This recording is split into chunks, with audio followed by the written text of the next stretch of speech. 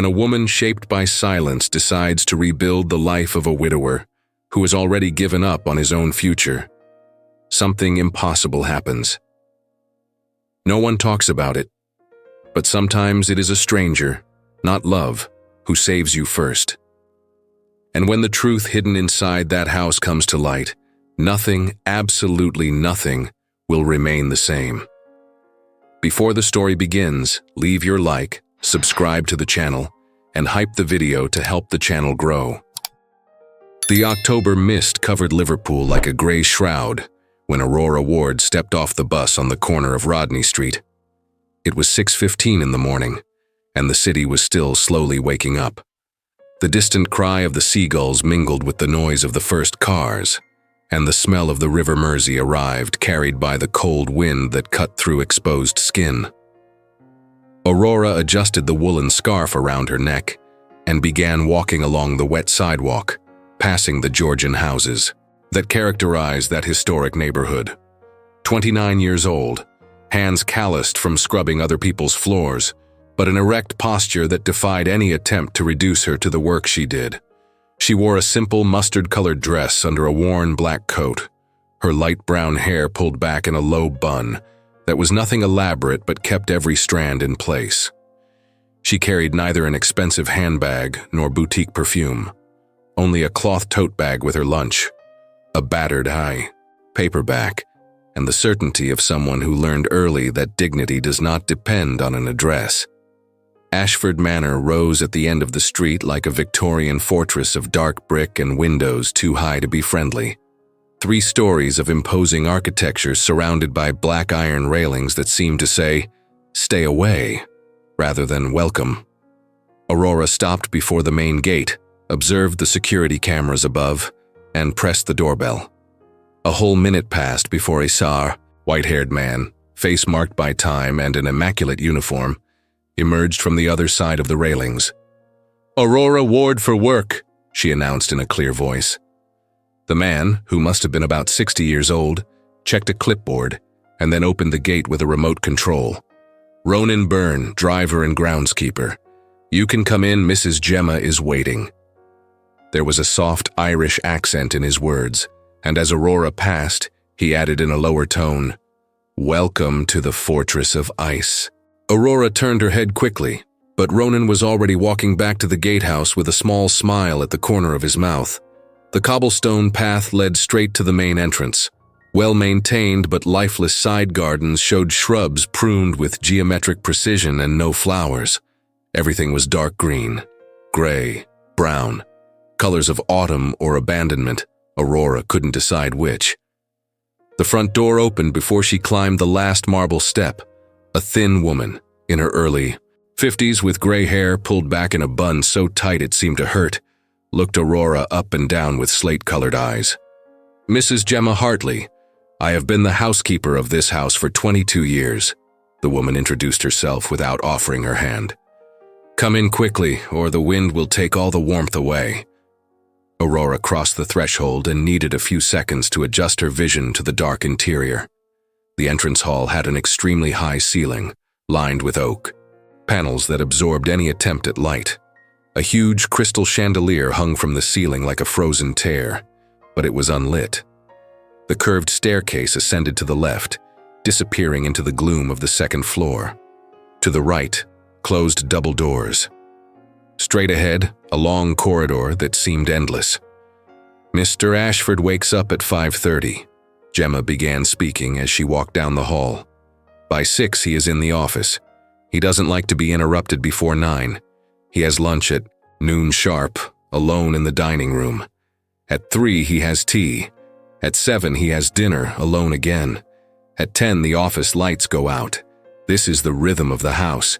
Your job is to keep everything running without him noticing your existence." Aurora kept up with the housekeeper's quick pace, registering every piece of information. They passed the library, shelves from floor to ceiling laden with leather-bound volumes that looked untouched for years. The music room featured a grand piano, covered by a white cloth, a harp leaning in the corner, and windows with heavy curtains that blocked any light.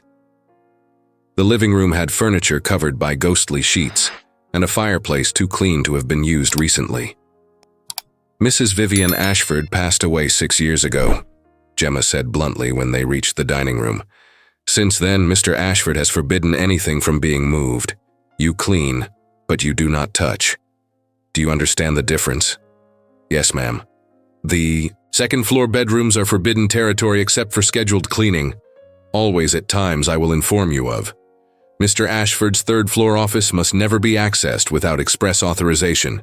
The entire west wing is locked. Do not ask why. Aurora had no intention of asking. She had worked in enough wealthy homes to know that every family carried its own ghosts, and the rich had the luxury of locking their ghosts in entire wings. The kitchen was at the back of the house, a surprisingly large space with white cabinets, granite countertops, and a central island where a robust woman, with rosy cheeks and a floral apron, was kneading something that smelled of butter and cinnamon. Tessa O'Brien, cook, Gemma introduced her quickly. Tessa, this is Aurora Ward, the new employee. Tessa wiped her hands on her apron and extended one to Aurora with a warm smile that contrasted violently with the rest of the house. Oh, thank the Lord. I needed another female soul here before I went mad talking to the pots and pans by myself. Tessa, keep your comments to yourself, Gemma cut in dryly. Aurora, your uniform is in the cupboard next to the pantry. Get dressed and start with the library. The cleaning products are in the pantry. Ronan will bring the heavy equipment when necessary. Lunchtime is from 11:30 to noon. Not a minute more. You leave at 6 in the afternoon unless I determine otherwise. Questions? None, ma'am. Good. Welcome to Ashford Manor. Try to last longer than the last 3. Gemma left the kitchen as quickly as she had conducted the tour, leaving Aurora alone with Tessa, who let out a long sigh as soon as the housekeeper disappeared down the corridor. Don't mind her, dear, Tessa said, returning to knead the dough. Gemma has a heart, she just forgot where she put it about 10 years ago. Tea. I would love some, thank you. While Tessa prepared 2 cups of strong black tea, Aurora examined the kitchen. It was the only place in the house that seemed truly inhabited. Dried herbs hung near the window, a collection of mismatched mugs on the draining rack, a calendar on the wall with notes in cursive handwriting. A small radio in the corner played a station softly, alternating between news and classical music. How long have you worked here? Aurora asked, accepting the steaming cup. It will be 15 years next spring, Tessa replied, sitting on a stool. I saw this house in its glory days when Mrs. Vivian was still alive. Parties, dinners, music filling the corridors. And I saw the house die with her. Mr. Ashford. Well, he died too. They just forgot to bury the body. Aurora took a sip of the tea. Strong, slightly bitter, comforting. What was she like? A ray of sunshine through a lead cloud, Tessa said with a sad smile. Cheerful without being annoying, kind without being weak. She volunteered at 3 charities, played that piano. As if she were talking to angels made Mr. Ashford smile.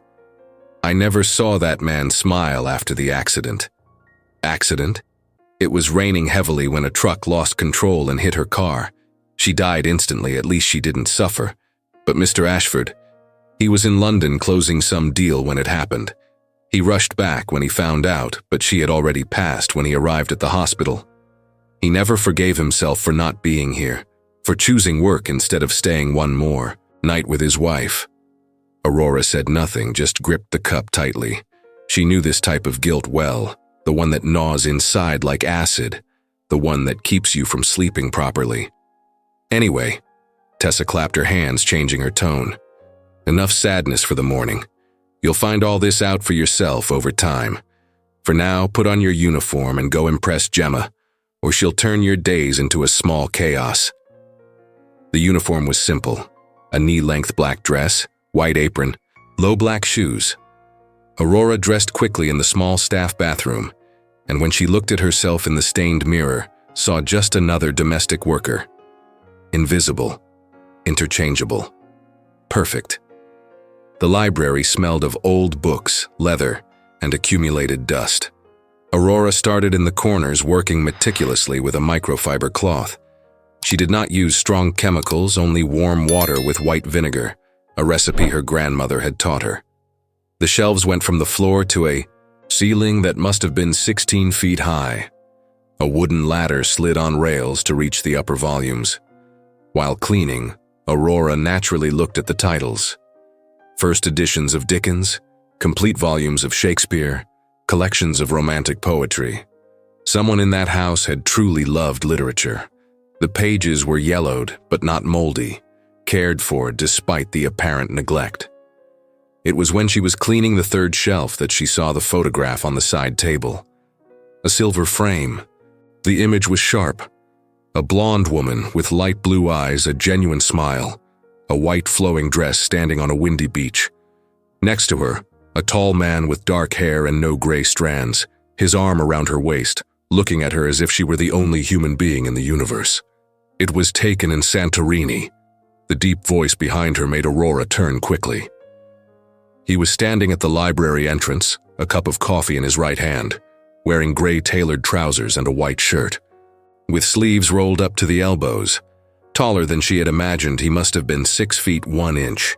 Untidy graying hair, 2 days' worth of stubble, brown-green eyes that had that strange quality of seeming to see right through people. "Mr. Ashford," Aurora said, maintaining a professional tone, "I apologize, I did not hear you arrive." "That is because I did not make a sound," he replied, entering the library. "A habit of those who grew up in this house. My father hated noise, learned to move like a ghost." He took a sip of his coffee, observing the photograph in Aurora's hand. "Honeymoon. We spent 2 weeks in Santorini. Vivian said it was the most beautiful place on earth. The sunset the color of fire, the sea blue as a dream." Aurora carefully placed the photograph back in its spot. "I apologize for intruding on the memories." "You are not intruding. Memories do not belong to objects. They live here." He lightly tapped his chest above his heart. "And here." He tapped his temple. "Photographs are just paper and ink." There was something in his voice that was not coldness, but exhaustion. The exhaustion of someone who has repeated this explanation to himself so many times that it has become an automatic mantra. Aurora returned to work, cleaning the next shelf, giving him privacy if he wanted to leave. But Silas did not leave. He stood by the window, looking through the heavy curtains at the garden outside. "Gemma said you are competent," he commented after a minute of silence. "You worked for the Whitmore family in Manchester. Excellent references, never late, never broke anything, never gossiped. An impressive resume for someone so young."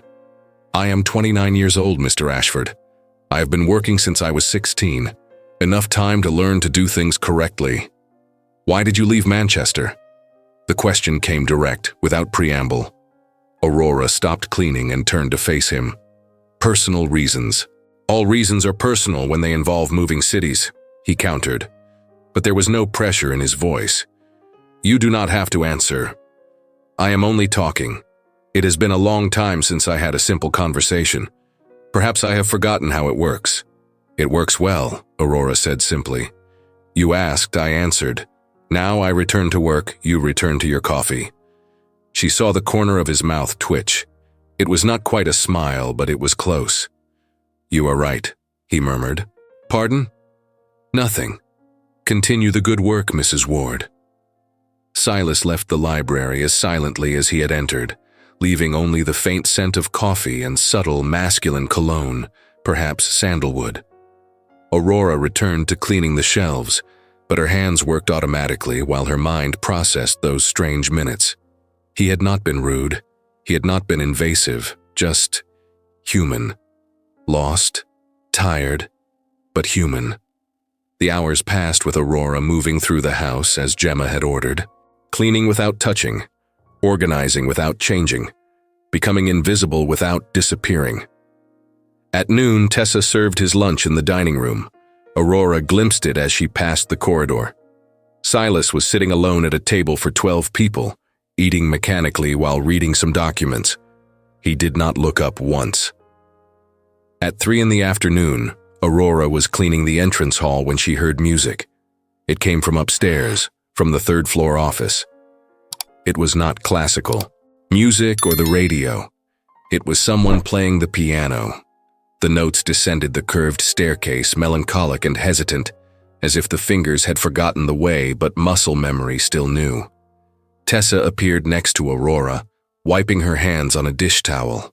"That is the first time in 6 years," she whispered, eyes wide. "The first time he has played since her funeral." Aurora said nothing, just stood there in the entrance hall listening. The music was sad but not desperate. It was the sadness of someone who has finally found the courage to feel again, even if it hurts. When the notes stopped, the silence that took over the house seemed different, less oppressive, more respectful. At 6 in the afternoon sharp, Gemma appeared in the kitchen where Aurora was washing the last cleaning cloths. "You may go. Ronan will drive you to the bus stop." "Thank you, but I can walk." "It gets dark early this time of year," Gemma said in a tone that brooked no argument. "And this? It's not exactly the best area of the city after sunset. Ronan will take you." The black Bentley stopped in front of the house 5 minutes later. Ronan got out and opened the rear door with exaggerated courtesy.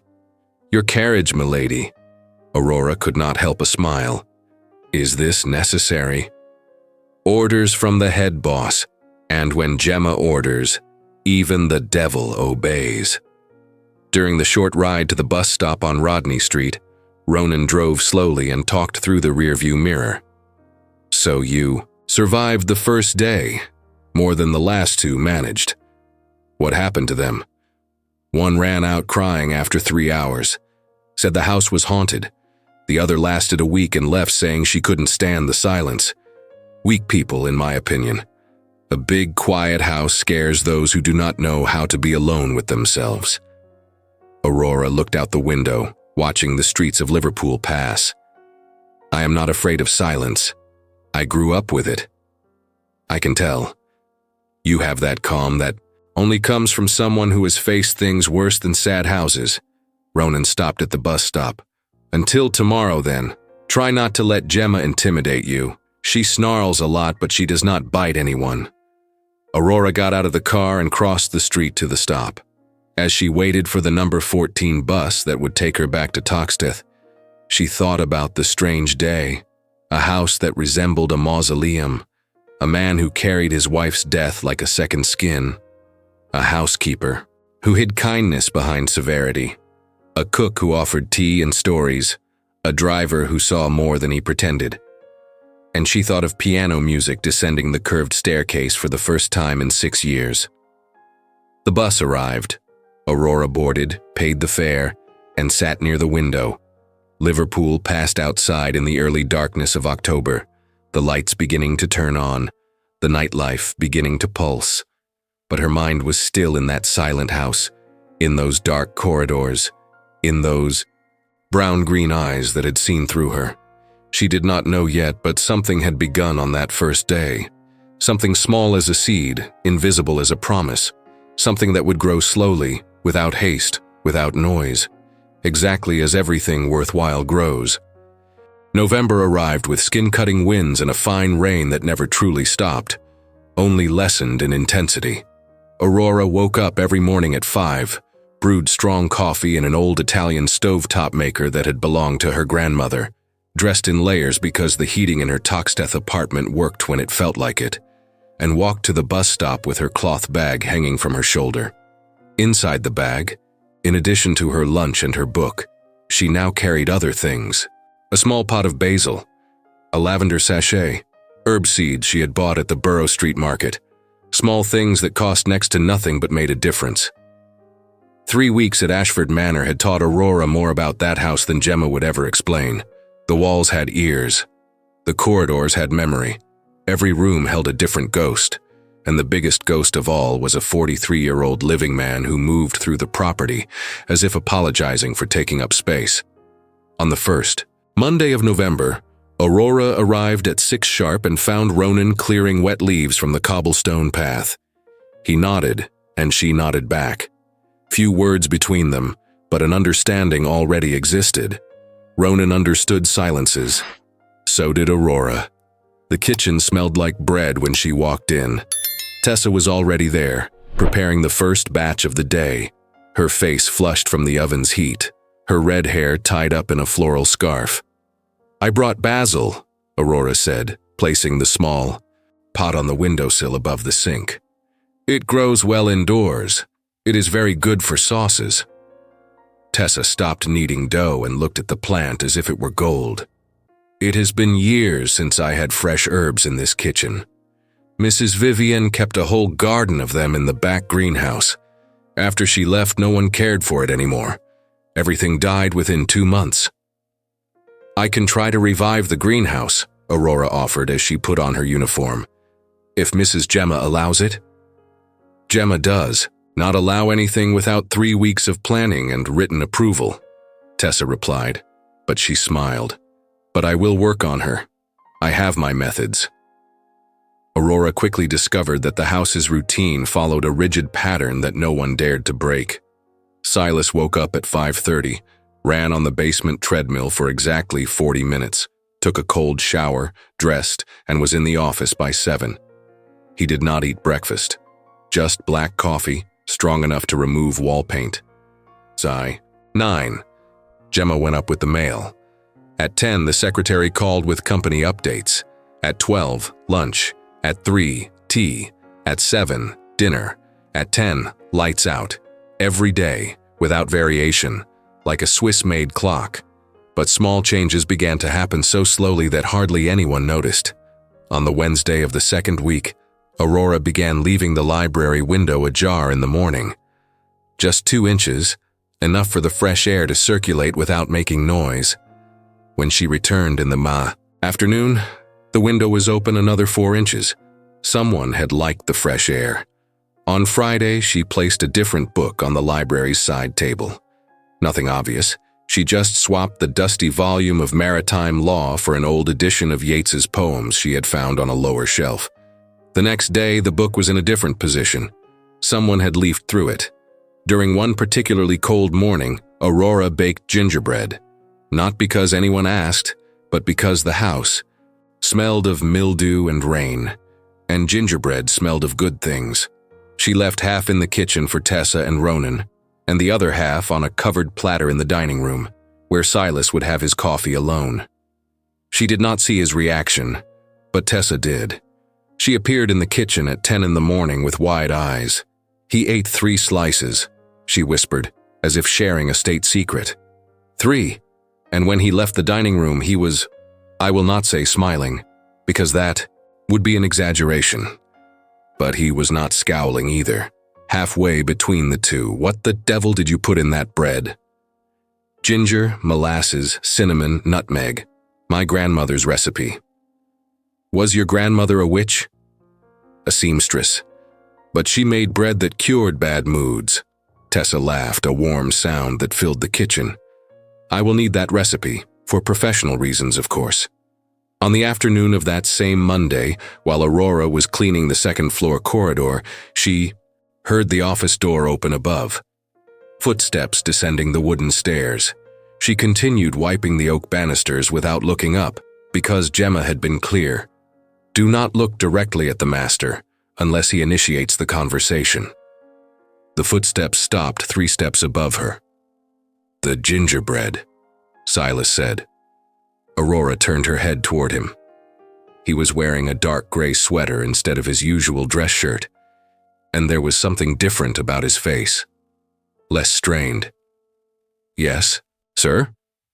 It was Vivian's recipe. Aurora did not know that, but she answered naturally. "My grandmother's recipe, actually, but good recipes have a way of appearing in different places, as if they know where they are needed." Silas descended 2 more steps, stopping just 1 above her. At that proximity, Aurora noticed that his eyes were not exactly brown or green, but an inconstant mix of the two, changing with the light. Vivian learned to make gingerbread from her mother, who learned from her grandmother, who came from Ireland at the beginning of the last century, he said, looking at some distant point. Right spices in the right proportions, The molasses had to be dark, not light. The dough needed to rest overnight before baking. Exactly how my grandmother taught, Aurora confirmed. Perhaps all Irish grandmothers share the same soul, he suggested, and there was something in his tone that was almost humor. Or perhaps good recipes are like songs, Aurora replied. They belong to whoever needs them at that moment. Silas studied her for 3 full seconds. Then he nodded once and climbed the stairs back to the office, leaving Aurora alone in the corridor with the cleaning cloth in her hand and the strange feeling that something important had just happened, even without knowing exactly what. That night, when Ronan drove her to the bus stop, he commented, "The boss asked me to buy ingredients to make gingerbread. Full list. Specific brands. It is the first time in 6 years he has asked for anything related to food other than the usual. What are you doing to that man?" "Cleaning his house," Aurora answered simply. Ronan let out something between a laugh and a sigh. "If that is what you call it, fine." Gemma, on the other hand, was not so easily won over. The housekeeper watched Aurora with hawk eyes, waiting for a mistake, waiting for a slip-up, waiting for any excuse to say, "I told you so." But mistakes did not happen. Aurora worked with meticulous attention to detail, was never late, never complained, never gossiped.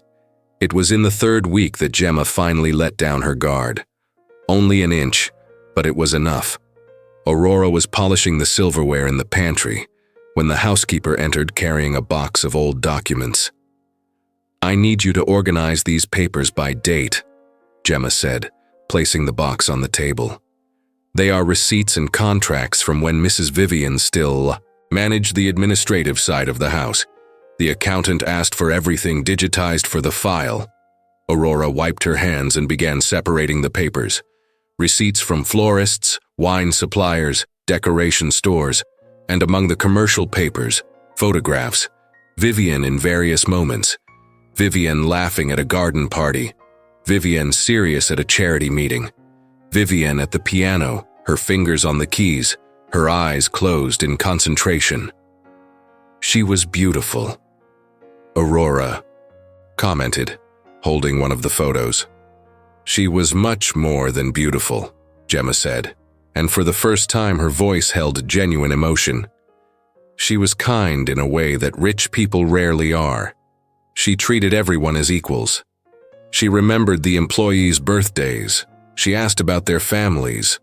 When my sister fell ill, Mrs. Vivian paid for the entire treatment without me asking. She just found out through Tessa and saw to it." Aurora looked at the housekeeper and saw something she did not expect to see. Real pain, real loss. "It must be hard working here after she is gone," Aurora said softly. "One stays because someone needs to keep everything running," Gemma replied, returning to her professional tone. But the moment of humanity had already occurred.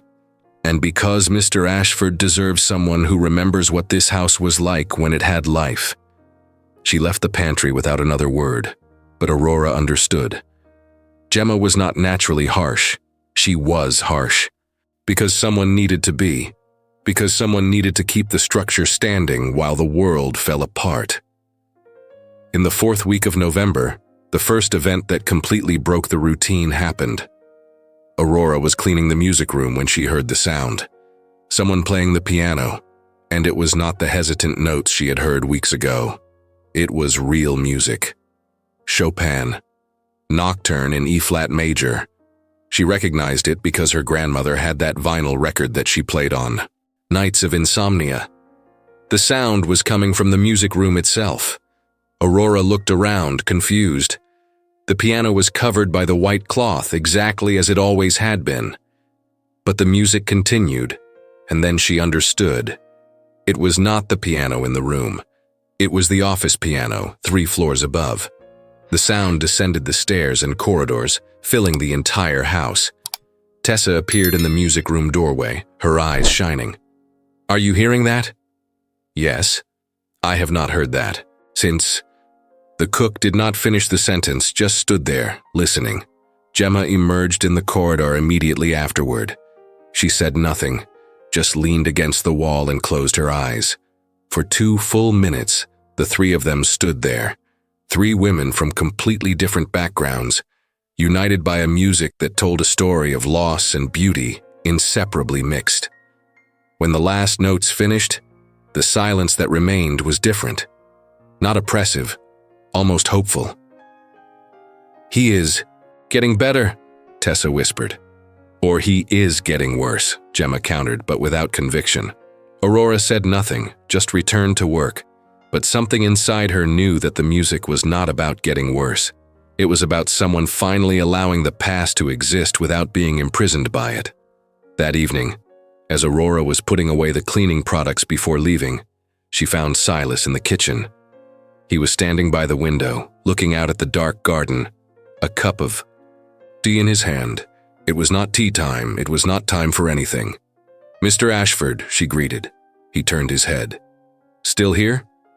"I was finishing up. I am leaving now." "How was your day?" The question caught her off guard. He never asked about her day. No employer ever asked. "Productive," she replied. "The library is done. Tomorrow I start the living room." Silas nodded, took a sip of the tea. "The music this afternoon, did it bother you?" "Quite the opposite. It was beautiful. I had not played Chopin in 6 years. He was Vivian's favorite composer. It seemed sacrilege, perhaps, to play the songs that were hers." Aurora put the broom in the cupboard before answering. "Music does not belong to the dead or the living. It simply exists, waiting for someone to play it." Silas looked at her differently, as if he truly saw her, not just as an employee, but as a person. "You have an interesting philosophy about things." "I had a grandmother who was wise. She left many lessons." "Was? She passed away 3 years ago. Do you miss her?" "Every day. But she would not want me to spend my whole life missing her. She would tell me to bake bread, read good books, help where possible. So that is what I do." Silas was quiet for a moment, then asked, "Does Ronan take you to the bus stop?" "Yes, sir." "Tell him he does not need to today. I will take you." Aurora opened her mouth to refuse, but something in Silas's expression made her simply accept. "Thank you." The black Bentley was parked out front. Silas opened the passenger door for her, not the rear one as Ronan did. She got in, buckled her seatbelt, and he walked around the car to the driver's side. The ride was silent for the first 5 minutes. Liverpool passed outside in the darkness, streetlights reflecting on the wet asphalt. Then Silas spoke. "Gemma says you are lasting longer than the others." "The others had no reason to stay," Aurora replied, looking out the window. "And you do?" "I like the house, I like the work, I like feeling like I'm making a difference even if it is small." "Difference," he repeated as if testing the word. "An interesting way to describe cleaning." "It is not just cleaning, it is caring. There is a difference between the two." Silas did not answer, but his hands tightened on the leather steering wheel a little more firmly. When they stopped in front of her building in Toxteth, he turned off the engine. Silence filled the car. "Aurora," he said, and it was the first time he had used her name directly. "Yes? Thank you. For what? For not pitying me. Everyone pities me. Gemma pities me disguised as efficiency. Tessa pities me covered up with food. Ronan pities me masked by jokes. But you feel, I do not know. Respect, perhaps. It is different." Aurora turned in her seat to face him. "Pity does not help anyone. It just makes the person feeling it feel better about themselves. You do not need pity. You need space to process, to live, to decide who you will be now." Something shifted in his face. It was not a smile, but it was a relaxation of muscles that had been too tense for too long. "Good night, Aurora." "Good night, Mr. Ashford." She got out of the car and walked to the building door. When she looked back before entering, he was still there, watching. Not in a strange or invasive way, just observing, as if he were trying to understand a puzzle. Aurora climbed the 3 flights of stairs to her apartment, locked the door, and leaned against the wood for a moment. The apartment was cold, small, with second-hand furniture and curtains that did not close completely. But it was hers. She made tea, sat in the worn chair near the window, and opened the book she carried in her bag. Poetry by Emily Dickinson. Verses about death, nature, and small eternities. She read until her eyes felt heavy, then dragged herself to bed. She fell asleep thinking of piano music descending staircases, of eyes that changed color with the light, of a man who was slowly relearning how to inhabit his own body. And she did not know it yet, but that same night, on the other side of the city, Silas also could not sleep. He sat in his office until after midnight, looking at the papers without reading a word, his mind entirely somewhere else. On a calm voice that did not judge, on a simple philosophy about music and bread, on someone who had entered the house only to work but was unintentionally doing much more than that. She was making him remember that breathing could be more than just the mechanics of survival.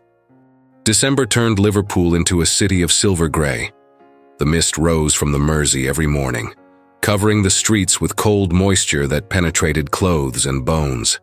The bare trees swayed in the wind, and people walked hunched against the cold, scarves wrapped up to their eyes. Aurora arrived at Ashford Manor before dawn now, not because Gemma asked, but because she discovered that those first silent hours, when only she and the house were awake, had a special quality. It was, when she could work without haste, when the rooms revealed secrets kept in forgotten drawers and dusty photographs. On the first Monday of December, she found Ronan already in the front garden, rake in hand, gathering wet leaves into perfect piles. He wore a dark green wool cap pulled over his ears and a waxed jacket that had seen better days. "Frost warning for tomorrow," he commented when Aurora passed. "It is the first frost of winter. Mrs. Vivien's rose bushes will not survive, if no one covers them." Aurora stopped on the cobblestone path. "Are there still rose bushes?" "In the back greenhouse. No one has been in there for 6 years, but the plants are persistent. Some survived, I think, at least the wild ones." "Can I see?" Ronan dropped the rake. "Come on." They walked around the mansion on the left side, passing abandoned flower beds taken over by weeds. The greenhouse was hidden behind a brick wall covered in ivy. It was a Victorian structure of iron and glass, beautifully built but completely neglected. The glass was broken, there was rust at the joints, and leaves accumulated against the walls. Ronan pushed the glass door open with effort. The hinge groaned in protest, but it opened. The smell that came out was of damp earth, mildew, and something else. It was life trying to persist against all odds. Inside, the greenhouse was larger than Aurora expected. It had workbenches on the sides, broken terracotta pots scattered across the stone floor, rusty tools hanging on hooks, and at the back, almost hidden by wild branches and cobwebs, 3 rose bushes were still alive. Thin, twisted with sharp thorns, but alive. "Mrs. Vivien spent hours in here," Ronan said, standing in the doorway as if entering would be an intrusion. "She had orchids, roses, medicinal herbs. She made arrangements for all the rooms in the house. She said that flowers are silent conversations between nature and those who pay attention." Aurora walked slowly through the wreckage, observing. The structure was solid despite the abandonment. The workbenches needed cleaning but were usable. The broken pots could be replaced. And those rose bushes, with care, they could bloom again.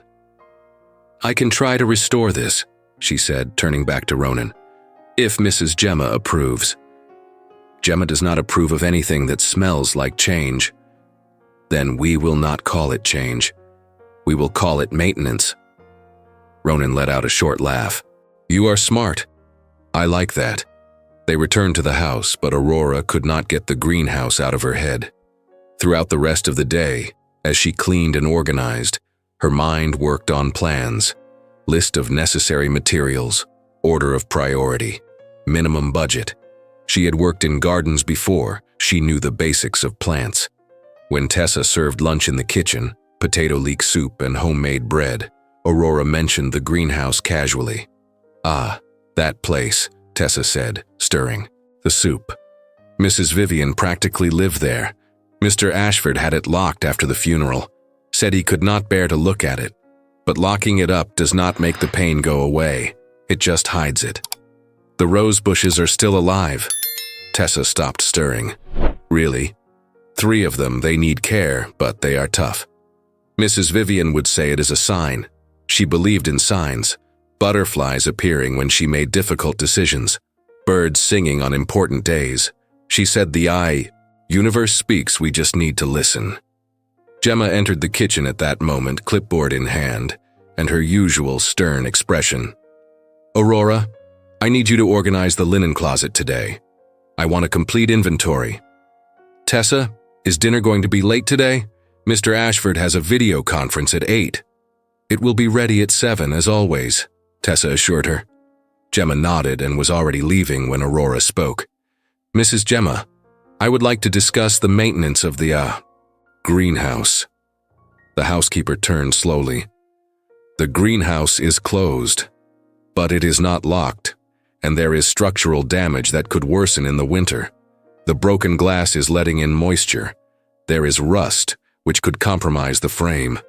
If it is not treated now, the structure could become irreparable. Gemma narrowed her eyes. And you understand construction now? My father was a carpenter. I learned the basics of maintenance. A lie.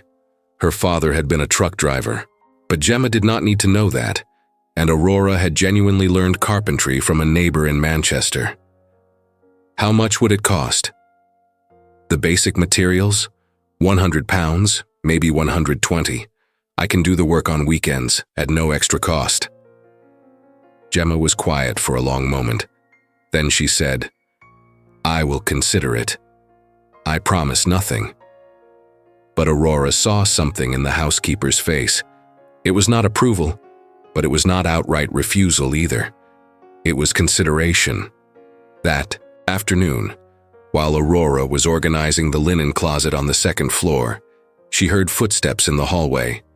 She knew who it was before she saw him. Silas had a specific way of walking, firm but unhurried steps, like someone who always knows exactly where they are going. He stopped in the closet doorway.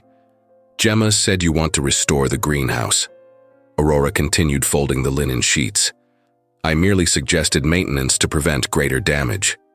No one has been in there for 6 years. I know. There is a reason for that. I imagine so. Silas stepped into the small closet. The space became instantly smaller. He smelled of coffee and paper, the smell of someone who spends the day working with documents. Why are you doing this? Aurora turned to face him. Doing what exactly? Trying to fix things that are broken on purpose. Nothing is broken by anyone's will, just broken. Silas leaned against the door frame. He wore navy blue tailored trousers and a gray wool sweater, sleeves pushed up to his elbows, hair disheveled as always, half-shaven beard.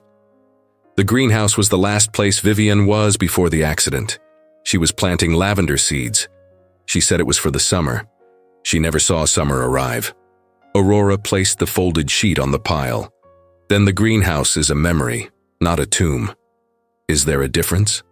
All the difference. Memory honors the past. A tomb traps it. Silas was quiet, looking at her, with that intensity that made Aurora understand why he was successful in business. The man knew how to read people. Tessa said you have an answer for everything. Tessa exaggerates. I do not think she exaggerates.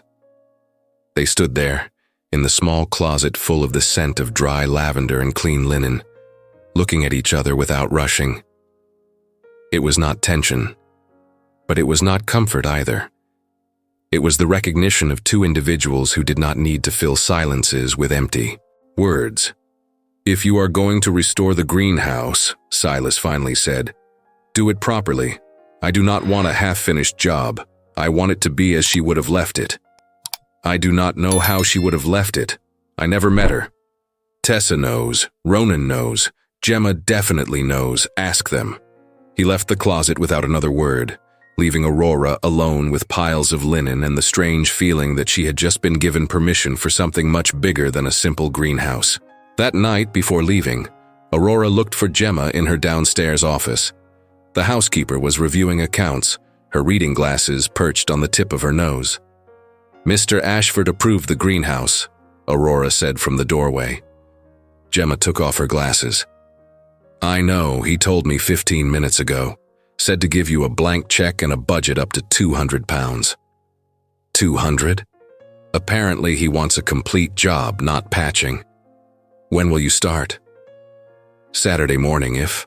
You can tell me how Mrs. Vivian organized the space." For the first time since Aurora had started working there, Gemma smiled. It was small, quick, but it was a real smile. "I have photographs and an excellent memory. Come, I will show you." They spent the next hour in Gemma's office looking at old photo albums. Vivian in the greenhouse, her hands dirty with soil, a wide smile. Vivian holding pots of white orchids. Vivian teaching Tessa how to make floral arrangements. Vivian and Silas together, him standing behind her as she showed off a newly bloomed rose. "She transformed everything she touched," Gemma said, carefully turning the pages. "Not just the greenhouse, the whole house. People. Especially him." What was Mr. Ashford like before? Less broken, but also less human, perhaps. Very focused on work, on success, on proving something to his father who never approved of him. Vivian taught him to slow down, to notice small things. After she died, he returned to what he was before, but worse, because now he knew what he was missing. Aurora looked at one specific photo, Silas and Vivian sitting on the greenhouse bench reading together. He was reading a newspaper, she a book. Their shoulders touching, their legs almost touching, completely comfortable in the shared silence. They had something rare, Gemma continued. It was not just love. It was partnership, friendship, respect. He truly listened to her, he did not. Just wait for his turn to speak. And she challenged him without belittling him, the perfect balance.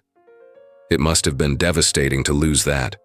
It was, and he dealt with it in the worst possible way, trying to erase everything, locking the greenhouse, covering the furniture, stopping the music, as if freezing time would honor the memory. Gemma closed the album.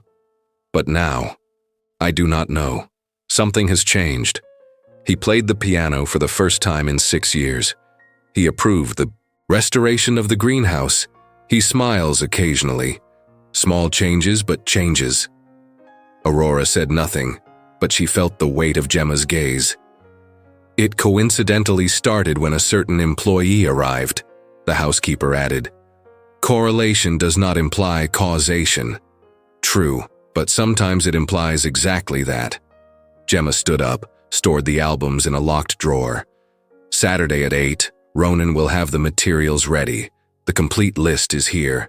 Anything you need, ask without fear.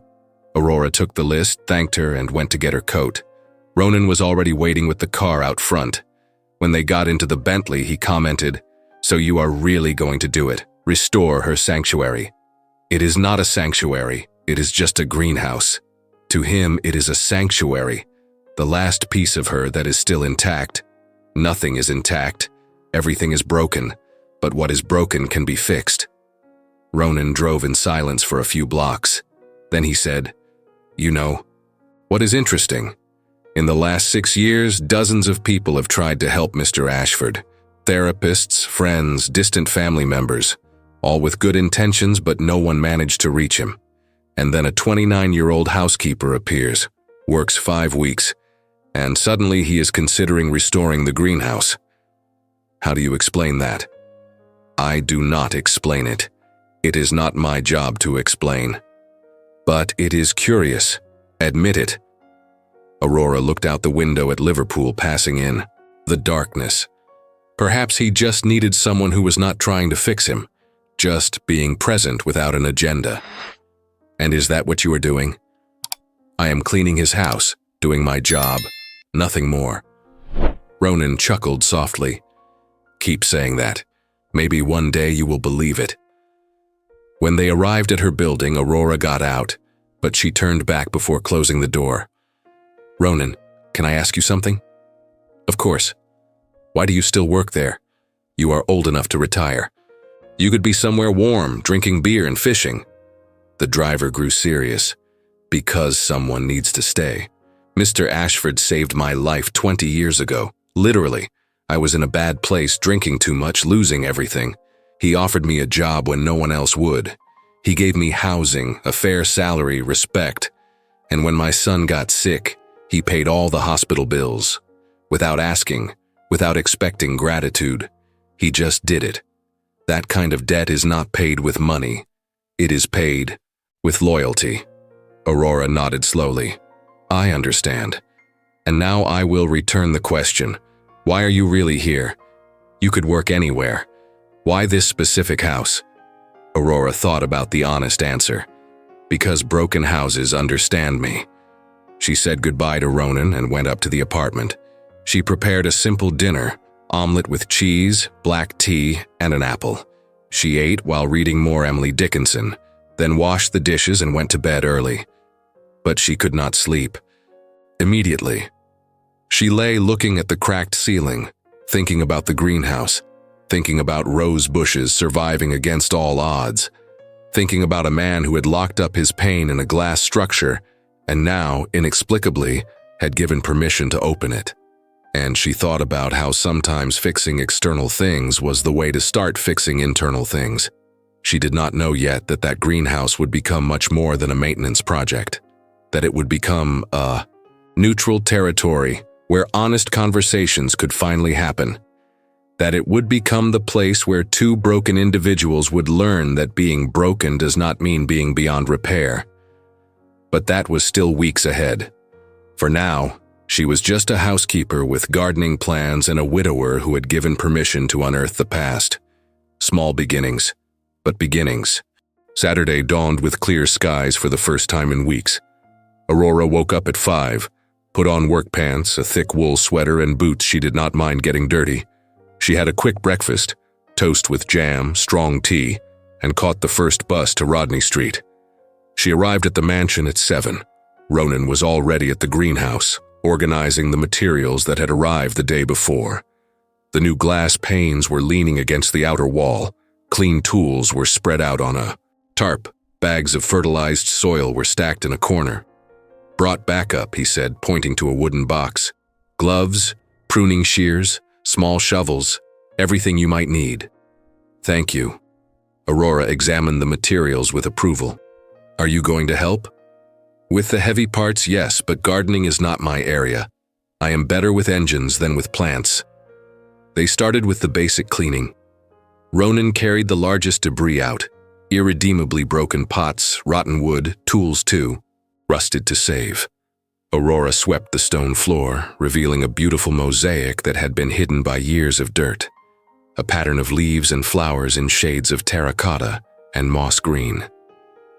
Mrs. Vivian had that floor custom made, Ronan commented when he saw Aurora cleaning. It is a design of hers. She said she wanted to walk on the garden even when she was inside the house. Aurora ran a damp cloth over the stones, and the pattern emerged more clearly. Every leaf had meticulous details, every flower was different. Artisan work, not mass production. At 9, Tessa appeared carrying a wicker basket. Brought breakfast. You cannot work on an empty stomach. They sat on the stone bench outside the greenhouse, the only piece of furniture Ronan had managed to save. Tessa had prepared bacon sandwiches, oatmeal cookies, and a thermos of tea. They ate watching the garden wake up, small birds beginning to sing, the weak sun warming the chilly air. How long do you think it will take? Tessa asked. The cleaning and structural repair? The whole day, plus Sunday probably, Aurora replied. But to truly restore it, plant new things, bring life back, weeks. Do you have that time? I do. Weekends are mine. Tessa said nothing, but looked at Aurora with that expression older women have when they see something that the younger ones have not yet realized. She did not comment. She just poured more tea. At 10, when Aurora was replacing the broken glass panes on the south wall of the greenhouse, she heard footsteps. She turned and saw Silas standing in the doorway. He was wearing faded jeans, a blue flannel shirt, and hiking boots. clothes so different from his usual suit that Aurora needed a second to be sure it was him. "Mr. Ashford," she greeted, "I came to see the progress. We are starting with the cleaning first, then we will do the structural repairs." Silas entered slowly, looking around as if entering an abandoned cathedral. His eyes stopped at the floor mosaic, now visible. Something passed across his face, not pain, but intense recollection. "She chose every stone in that floor," he said quietly. "It took the artisan 3 months to finish. Vivienne came to check the progress every day, changed details, asked for adjustments. A perfectionist when it came to beauty." Aurora put the tool aside. "Do you want me to stop?" "No." He ran his hand over the workbench, his fingers leaving trails in the dust. "I just did not come in here because I thought it would hurt too much. But now that I am, it does not hurt as I expected. It is different." "Different how?" Silas thought about the answer. "Like looking at old photographs.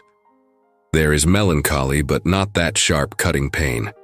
It is pain that is already scarred, leaving only a mark." Ronan appeared carrying an aluminum ladder. "I am going to replace the cracked roof panels. Aurora, can you hold the base?" Aurora went to help, but Silas intercepted. "Let me hold it." They spent the next hour working together.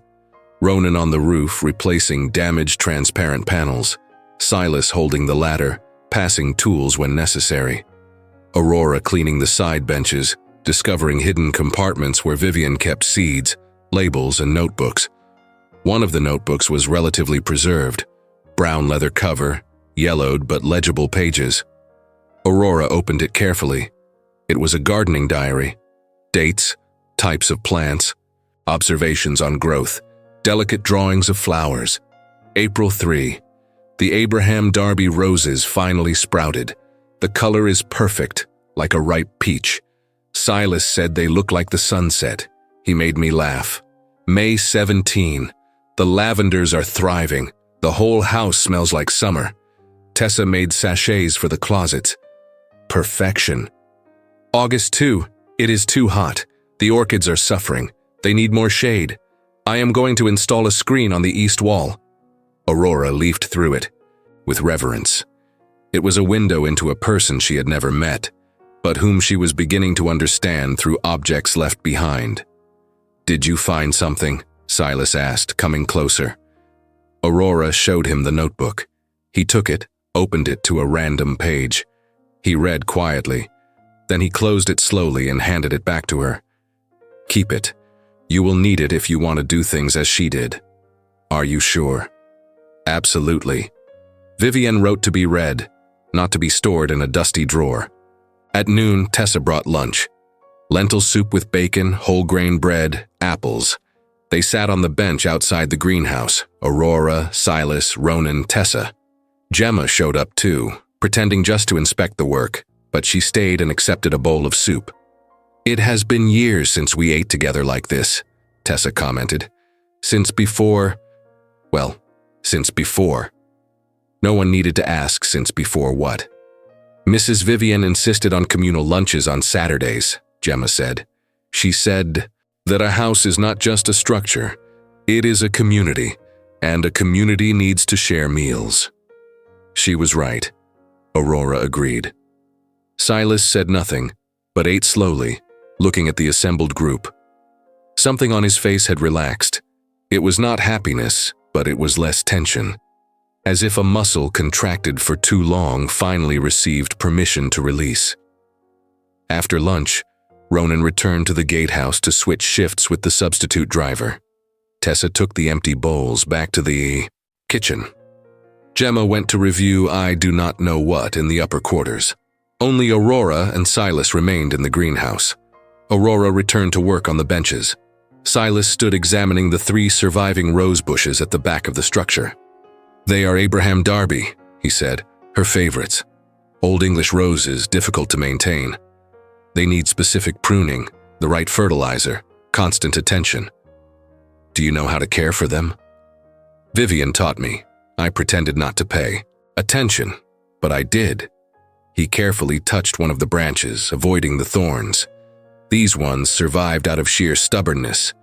6 years without proper care, but still alive. Plants understand survival better than humans sometimes. How so? Aurora put down the cleaning cloth. Humans give up when things get hard. Plants just persist. They find a way. They grow crooked if they cannot grow straight. They stretch their roots deeper when water is scarce. They have no choice, so they simply do it. Silas looked at her with that intensity she was starting to recognize. Are you talking about plants or people? Both. They work the same way underneath. He did not reply, but returned to examining the rose bushes. Then he asked, "Will you need help with the pruning?" "It would be useful, yes." "I can come back tomorrow morning, if you like." "Of course." They worked side by side for the rest of the afternoon, Aurora on the structural repairs, Silas organizing the tools, cleaning the pots that could be saved, categorizing old seeds by type. They did not talk much. They did not need to. There was comfort in the shared work, in the common goal. When the sun began to go down at 4:30, winter in Liverpool had short days, Aurora gathered the materials. "I will stop for today. I will be back tomorrow at 8. Ronan can pick you up earlier if you wish, to take advantage of the daylight. You do not need to bother." "It is not a bother." Silas hesitated, then added, "And thank you for doing this. I know it is not part of your official job. I like working with plants. It is no sacrifice. Still, thank you." Aurora picked up her coat and bag. As she was leaving, she turned. "Mr. Ashford, may I borrow the gardening diary to study tonight? I told you you can keep it. Use it as you need." On the way back home, Ronan insisted on driving her despite her protests. Aurora held the notebook in her lap as if it were a precious object. And it was, in a way. It was a map left by the person who had loved that space, those plants, that life. In her apartment, after a hot shower and a simple dinner, Aurora sat in the chair near the window and read the entire diary. Every entry, every observation, every delicate drawing of petals and leaves. Vivian had elegant, legible, cursive handwriting written by someone who had attended good schools. One entry specifically caught Aurora's attention. September 12. Silas worked late again. When he arrived, he found me here in the greenhouse, crying over the orchid that died despite all my care. He sat beside me, said nothing for 10 minutes. Then he said, "Some things die not because we did something wrong, but because it was their time. Do not blame yourself for not being able to control the inevitable." It was exactly what I needed to hear. This man understands pain in ways he does not show anyone. Lucky me that I found someone who sees through the masks. Aurora closed the notebook slowly. She then understood something important. Silas had not become closed off after Vivian's death. He was already closed off. She had simply managed to make him open up. And when she died, he reverted to the old pattern with even greater force, because now he knew exactly what he was locking outside. It was not just grief. It was defense. Aurora slept thinking about the stubborn rose bushes and about men who build walls so high that they forget what it was like to breathe outside. On Sunday, she woke up to a message from Ronan on her phone. "I will pick you up at 7:30. The boss has been at the greenhouse since 6. Apparently, he did not sleep waiting for dawn." When she arrived, she found Silas already working. He had pruned the 3 rose bushes following a specific technique. Clean cuts at an angle, removing dead branches, leaving only the healthy shoots. Piles of dry branches to the side. Tools, organized, gloves stained with dirt. "Did you not sleep?" Aurora asked. "I slept, I just woke up early." A lie. His eyes had that tiredness that comes from a sleepless night, but Aurora did not comment. She just put on her gloves and started helping. They spent the entire Sunday in the greenhouse. They planted new lavenders in large pots. They prepared raised beds for the herbs.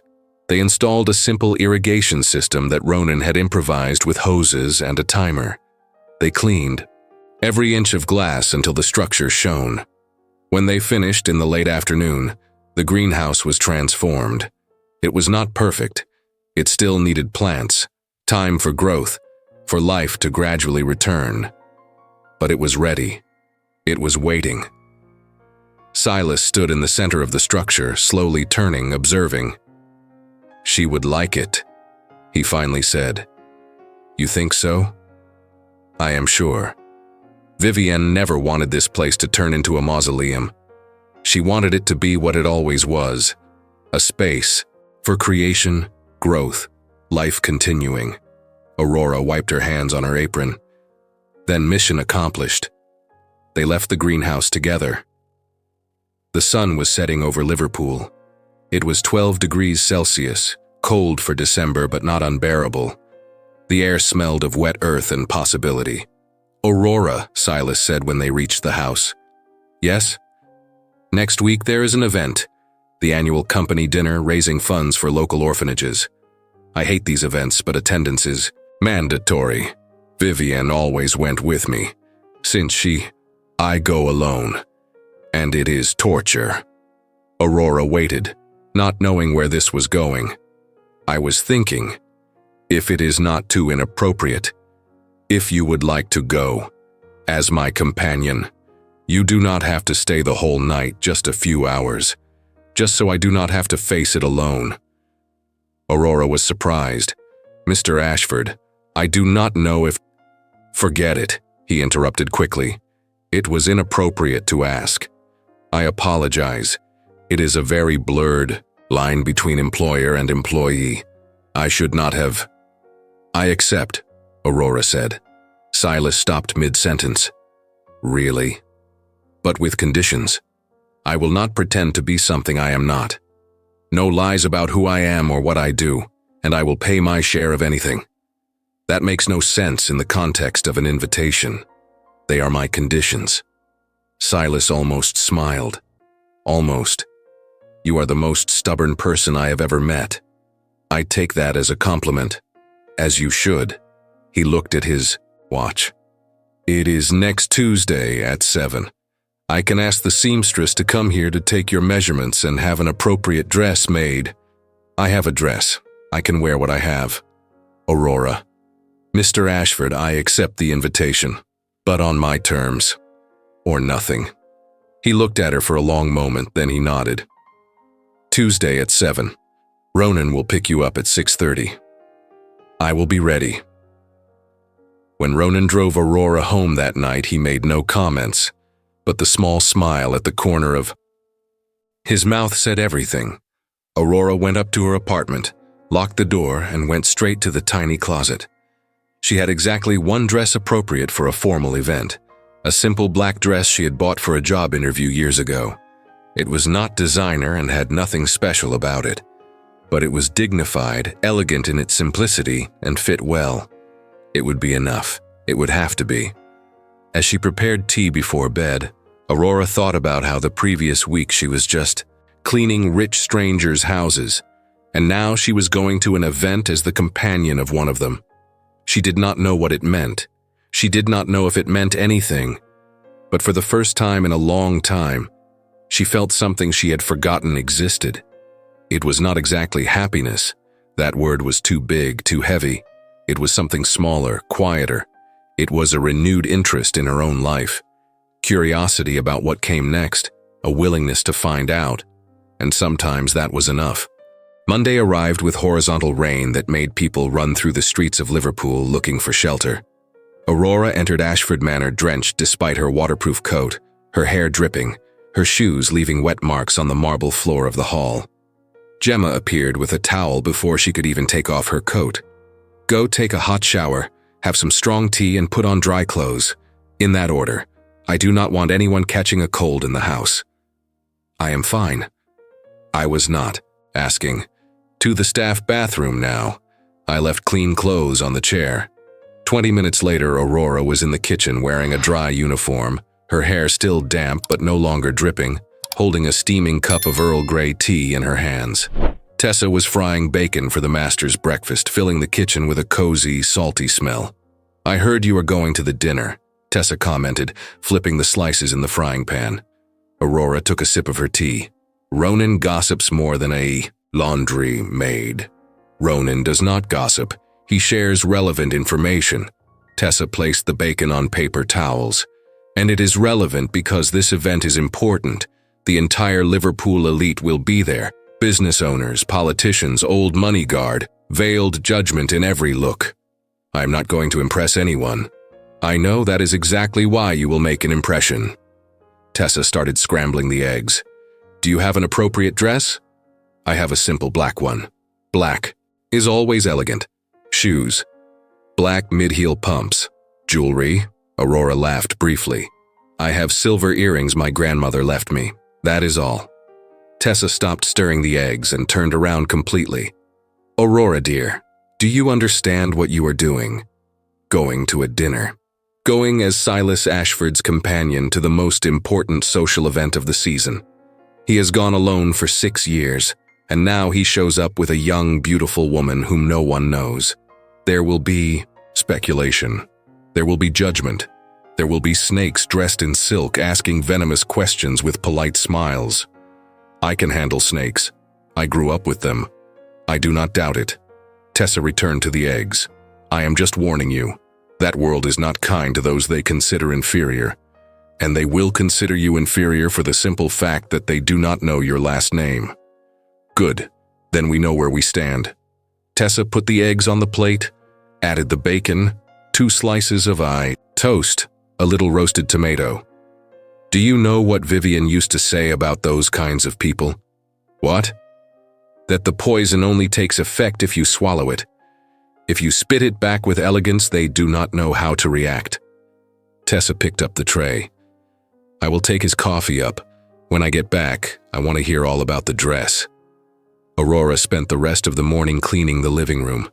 She removed the white sheets from the furniture definitively, following the natural progression of the recovery work she had started. Every piece of revealed furniture had its own story.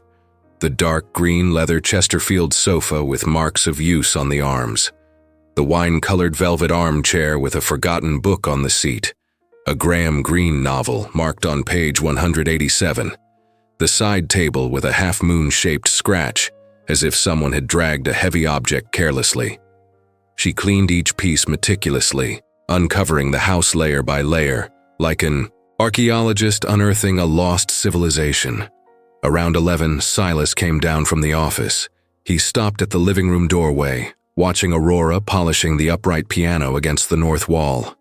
Vivian learned to play on this piano. It belonged to her grandmother. She brought it when we married. Silas entered the room, ran his fingers over the keys without pressing. I thought it would be out of tune after all this time. Ronan said he asked the tuner to come annually, even with everything covered. He said you never canceled the service. Something flickered across Silas's face. I did not know he did that. Loyalty has strange ways of manifesting itself. Silas sat on the piano bench. For a moment, Aurora thought he was going to play, but he just sat there, hands on his lap, looking at the ivory keys yellowed by time. About Tuesday, he started without looking at her. If you have changed your mind, I completely understand. It was an inappropriate request from the start.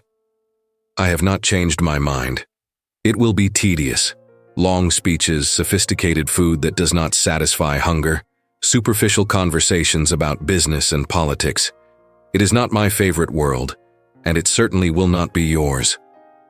Then why are you going?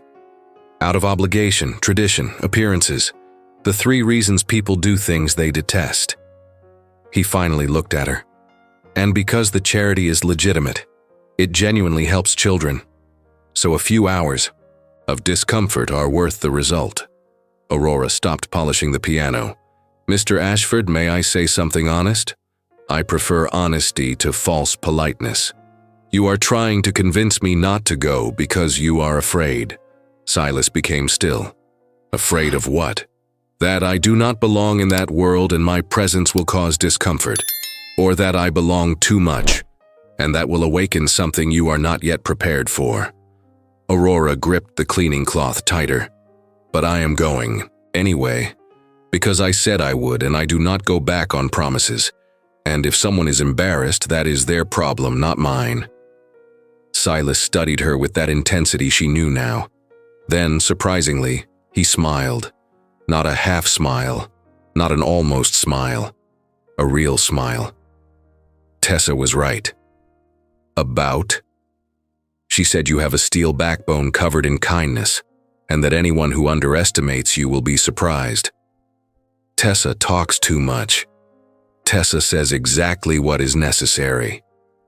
He got up from the piano bench and adjusted his shirt. As he passed Aurora towards the door, he stopped beside her. He did not touch her, he did not invade her personal space, but he stood close enough for her to feel his warmth, to smell his subtle cologne. "Tuesday at 6:30, Ronan will pick you up. Wear whatever you want to wear, be who you are, the rest does not matter." Then he left, leaving Aurora alone in the living room with her heart beating a little faster than usual, and the unsettling feeling that things were changing faster than she had anticipated. On Tuesday, Aurora woke up with butterflies in her stomach. It was not nervousness exactly, but anticipation. She spent the day working normally, cleaned the library, organized the china cabinet, helped Tessa with meal prep. But her mind was partially elsewhere. At 4 in the afternoon, Gemma appeared in the kitchen where Aurora was washing dishes. "You can leave early today. You need time to get ready." "I do not." "Need?" "It is non-negotiable. Ronan will take you now and pick you up at 6:30. You have 2 hours. Use them wisely." In her apartment, Aurora took a long shower, washed her hair, did her nails with the clear polish she had saved. The black dress hanging in the closet looked simpler than she remembered, but it was what she had. It would be enough. She dressed slowly, carefully. The dress had a straight cut that reached her knee, 3/4 sleeves, a modest bateau neckline. It revealed nothing but fit well, elegant in its lack of trying. She put on the black pumps, put on the silver earrings, small, simple hoops, minimal makeup, just mascara and plum-colored lipstick. Her hair was the hardest part. She tried it up, then down, then half up. She finally decided on a low bun with a few strands naturally escaping around her face. Elegant, but not overly elaborate. When the intercom rang at 6:20, Aurora took a deep breath, picked up her small black bag, and went downstairs. Ronan was waiting beside the Bentley. When he saw her, he whistled softly. "You are going to make a good impression." "Is that the goal?" "It always is, even when we pretend it is not." He opened the back door. "The boss is nervous like a teenager on a first date. I have not seen that man nervous in 20 years. Aurora got into the car. "It is not a date." "Keep saying that. Eventually someone will believe it."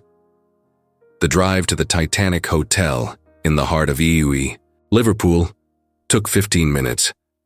When they arrived, Silas was waiting at the front door. He wore an impeccably tailored black tuxedo, a starched white shirt, a black bow tie, and polished leather shoes. His gray hair was combed back, but still with that slightly rebellious air. His beard was neatly trimmed. When Aurora got out of the car, Silas was completely motionless for 3 seconds. Then he walked up to her. "You look beautiful," he said simply. "Thank you. You look well too." "Well?" Tessa emerged in the doorway, wiping her hands on her apron. "Well, the man looks devastating and you say well? Where is the romance in today's youth?" Aurora felt her cheeks warm. "Tessa, you look great, dear. Perfect, simple, elegant, nothing overdone. You are going to make all those jeweled women feel ridiculous." Tessa turned to Silas. "And you, treat her like the lady she is, or you will have me to answer to." "Noted," Silas replied with a small smile. Gemma appeared, behind Tessa. She said nothing, just nodded once in silent approval. Coming from her, it was the equivalent of a pep talk. During the drive to the hotel, Aurora looked out the window while Silas drove in silence. He had dismissed Ronan, saying he preferred to drive himself. The streets were busy with Tuesday night traffic, the lights reflecting on the wet asphalt. There are going to be people asking who you are, Silas said, breaking the silence. Do we invent a story or tell the truth? The truth, always the truth. So when they ask your profession, you say you work for me. I say I work as a housekeeper. If they specifically ask where, I confirm. Silas let out a short laugh. You are going to love seeing their faces. I am not doing this for entertainment. I know, it is one of the reasons I asked you to come. They arrived at the hotel at 7:05. The valet opened the doors. Silas walked around the car and offered his arm to Aurora. She accepted, and they walked together through the gilded doors of the hotel, up the marble staircase to the second-floor ballroom. The ballroom was exactly what Aurora expected. Enormous crystal chandeliers, round tables covered with pristine white tablecloths, extravagant floral arrangements, waiters circulating with trays of champagne, and people, dozens of them, women in dresses that cost more than Aurora's annual rent, men in bespoke tuxedos, jewelry that sparkled under the lights, conversations in a low but confident tone, calculated laughter, effusive but empty greetings. Several heads turned when Silas entered with Aurora by his side. She felt the stares, assessing, judging, speculating. She kept her head high, her expression serene, her hand resting lightly on his arm. A tall man, about 50, with dark hair graying at the temples, approached immediately. Silas, 6 years without bringing a companion, and finally you have. Let me guess, a new entrepreneur, in the naval sector? Julian Montgomery, Silas introduced. Aurora Ward. Aurora extended her hand. Julian shook it firmly, his eyes scrutinizing her face with unconcealed curiosity. Charmed, Mrs. Ward. What field do you work in? Domestic services. A very brief pause, so short that someone less attentive would have missed it, but it was there. Fascinating. Your own company? No, I work individually. I see. Julian released her hand, turned back to Silas. We need to discuss the port expansion proposal. After dinner? Of course. Julian moved away, and immediately someone else approached. And another. And another. Silas introduced Aurora simply, without elaborating. Some looked surprised, others curious, some with poorly concealed disdain. Aurora maintained her composure, answered politely when asked, but did not volunteer information. It was a technique learned from years of working for the wealthy. Say enough to be polite, little enough to remain enigmatic. When they finally managed to reach their designated table, Silas pulled out Aurora's chair. I apologize. I forgot how these events are pure social harassment disguised as civility. It is all right. I expected exactly that. Most people here are harmless. Curious, but harmless. There are some, however. He did not finish, but his gaze went to a woman across the room. Aurora followed his gaze. The woman was stunning. In her early 30s, platinum blonde hair pulled into an elaborate updo, a designer red dress that fit perfectly, elaborate jewelry at her neck. She was talking to a group, but periodically glanced in their direction. Corinne Whitmore, Silas said quietly. Heiress, professional philanthropist, longtime acquaintance. Something in his tone made Aurora ask, acquaintance or more than acquaintance? She wanted more. I did not. Before Aurora could respond, Corinne began walking toward them. She moved with the practiced confidence of someone who has always been beautiful, always been rich, always gotten what she wanted. Silas, she said in a melodious voice, a refined accent. What a wonderful surprise to see you brought company. It has been so long. Corinne. Silas stood up out of politeness. This is Aurora Ward. Aurora Corinne Whitmore. Corinne extended her hand with ring-laden fingers.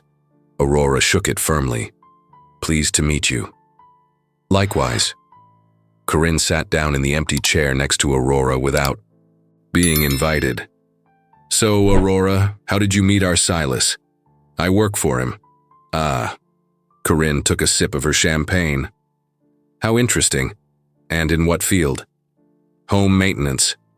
Corinne's smile became a little sharper. How practical. I have always admired people who work with their hands, so honest. Aurora knew how to recognize venom when she saw it. Yes, honesty is important, especially in a world where appearance often replaces substance. Corinne blinked, recalibrating. Well, observed. Silas, you have definitely found someone original. I did not find her. She was simply there, doing her job competently. The rest happened naturally. How romantic, Corinne said, but the tone was anything but romantic. We must have dinner together sometime, Aurora. I would love to hear more about your trajectory. Of course, whenever you like. Corinne stood up, lightly touched Silas's shoulder. Save a dance for me, after dinner. When she walked away, Aurora commented, She does not like me. Already? It took exactly 30 seconds, impressive even. Silas let out a genuine laugh. I warned you I had a backbone. You did.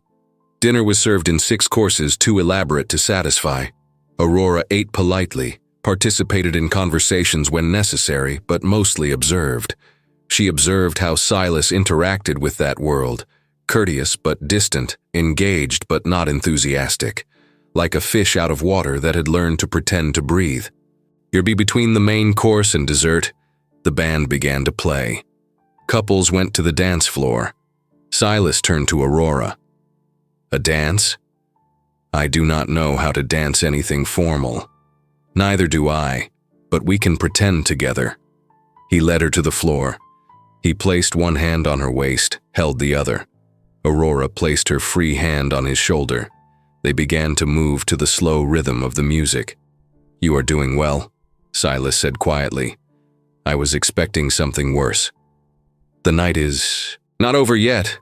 Always optimistic. He smiled. They danced in silence for a few moments. Aurora was aware of all the people watching, but mostly she was conscious of the man holding her. The warmth of his hand on her waist. His scent, something woody mixed with coffee. The way he guided her with surprising confidence for someone who claimed not to know how to dance.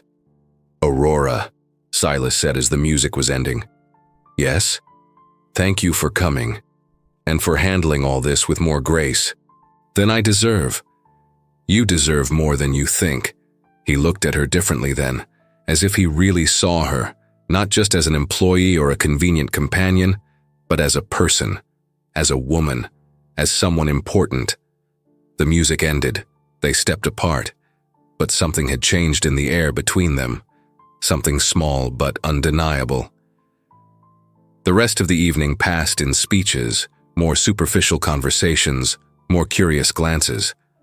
Aurora continued to maintain her composure, answering questions existing in that world with a dignity that did not depend on money or status.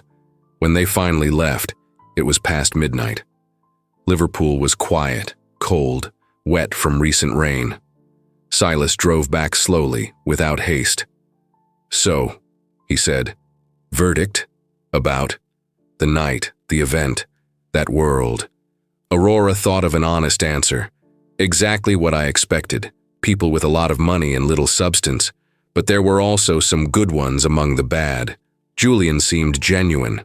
The elderly couple at our table had interesting stories. The institution's organizer genuinely cares. It is not a completely empty world. But it is not your world either. No, but it does not have to be for me to survive in it for a few hours. Silas stopped in front of her building. He turned off the engine. They sat in the heated silence of the car. Corinne is going to spread the word that you are my housekeeper, he said. Tomorrow morning, half of Liverpool will know. By Friday, the whole city. And does that matter?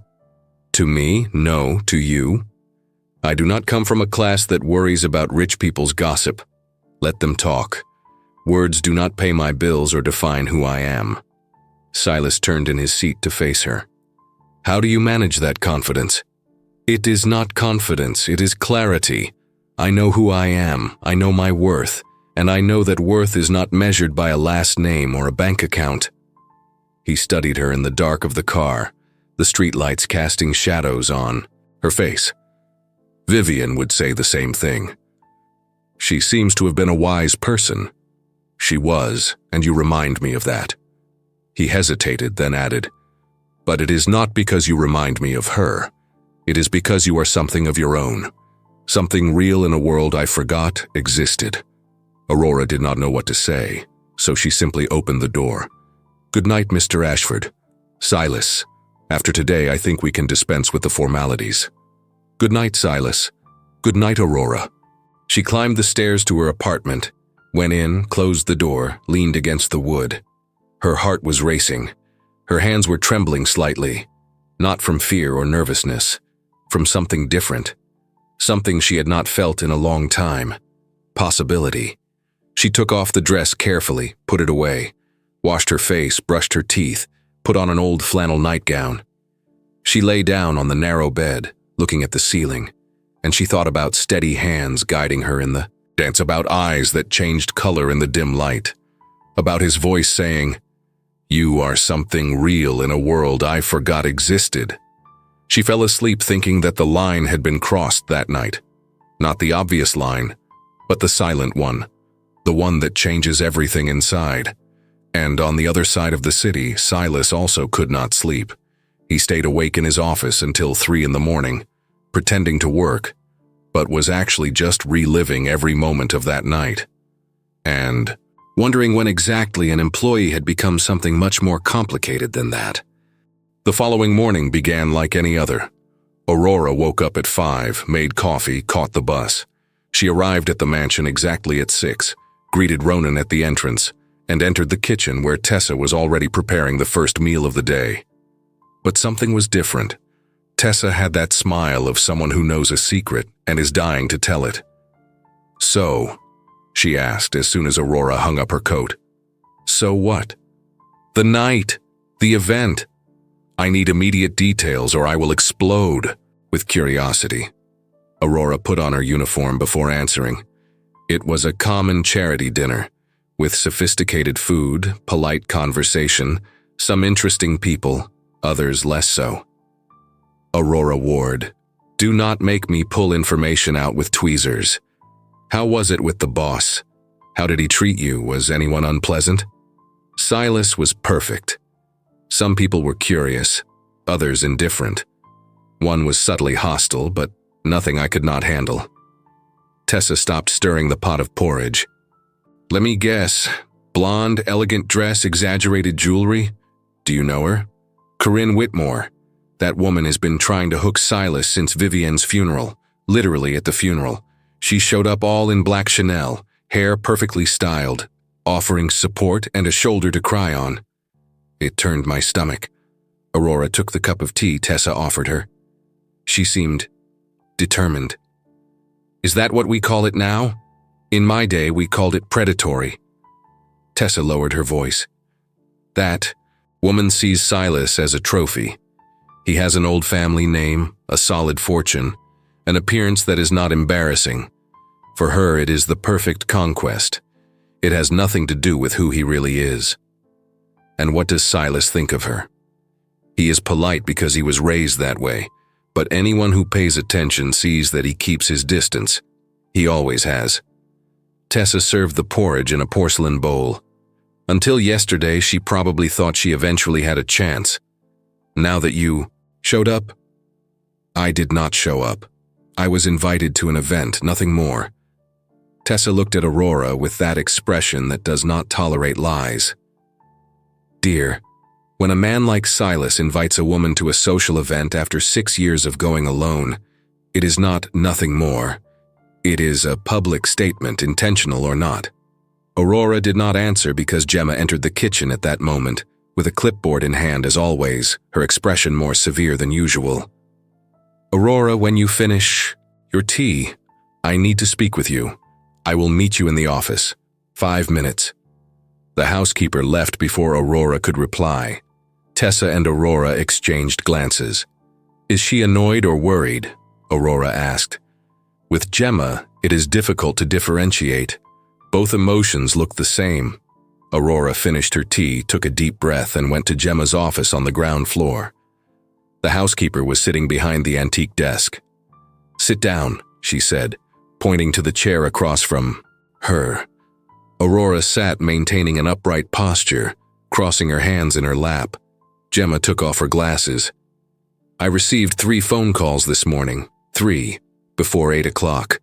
All from concerned friends wanting to know who the young woman was that Silas took to the event yesterday.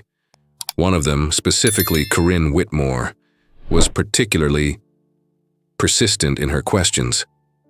"I understand." "You understand?" "Aurora, there will be gossip.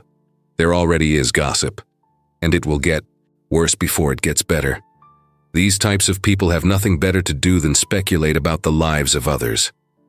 I cannot control what they say. You cannot. But you can prepare yourself." Gemma leaned forward. "I will be direct. Silas has not taken anyone to social events since Vivian.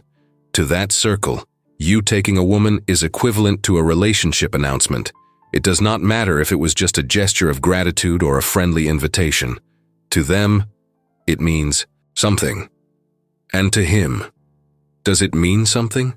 Gemma was quiet for a long moment. "I do not know. But I know he has changed since you arrived. He plays the piano again. He has restored the greenhouse. He smiles occasionally. And yesterday, for the first time in 6 years, he did not come back from that event looking like he had survived torture. He came back light. Is that bad? No, but it is complicated. And complication attracts trouble, especially from people like Corinne, who do not like to lose. I am not competing with anyone. I know, but she thinks she is competing, and women like her play dirty when they feel threatened." Aurora absorbed that. "Are you warning me or advising me?" "Both." Gemma put her glasses back on. "Just be aware, and if anyone calls here asking questions about you, I will direct them to you yourself. I do not answer for employees without their permission." "Thank you." "Do not thank me yet. This could get ugly before it gets better." Aurora returned to work, but Gemma's words echoed. She spent the morning cleaning the second floor, changing the sheets, organizing the towels, vacuuming the carpets, mechanical work that left her mind free to process. Around 11, as she passed Silas's office on the 3rd floor, she heard raised voices. One was his, the other, feminine and irritated, she did not immediately recognize. "It is none of your business who I go out with or do not go out with, Corinne." Ah. So, she had come in person. "It is not about going out, Silas, it is about appearing publicly with the housekeeper. Do you understand how that looks? It looks like I took someone who has more substance than most people in that ballroom. Substance? She cleans bathrooms. And you live off money you never worked for. Which of the two has more dignity?" Offended silence. Aurora was paralyzed in the hallway, knowing she should move away but unable to. "That was cruel," Corinne finally said, controlling her voice with visible effort. It was honest. "People will talk, Silas. They are already talking. They will question your judgment. They will say she is using you, that she wants your money, that—" "Enough."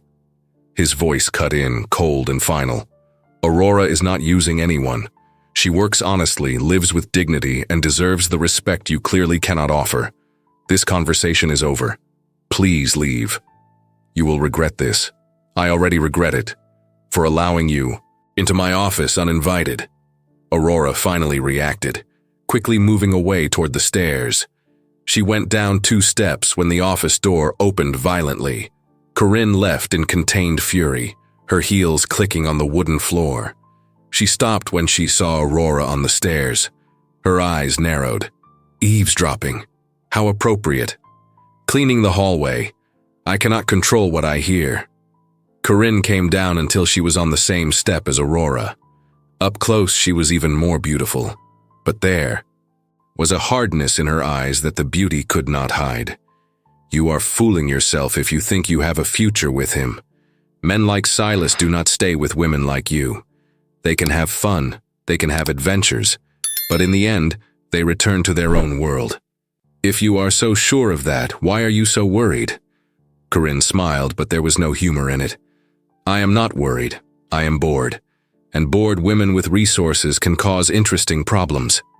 She walked down the rest of the stairs and slammed the door as she left the house. Aurora stood there processing the veiled threat. Then she went back up to the third-floor hallway. Silas was standing in the office doorway watching her. How much did you hear? He asked. Enough. I apologize. I should not have let her in. But she showed up insisting we needed to talk about an urgent matter. I should have guessed it was about you. You do not need to apologize. She is entitled to her opinion. She is entitled to her own opinion, not to insult you. Silas ran his hand through his hair, mussing it further. I will deal with this. How? I do not know yet, but I will. Aurora took a step toward him.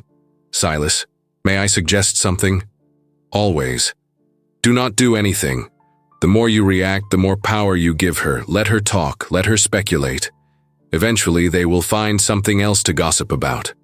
And if they do not, if they keep making your life difficult, then I will deal with it when it happens. I am not fragile.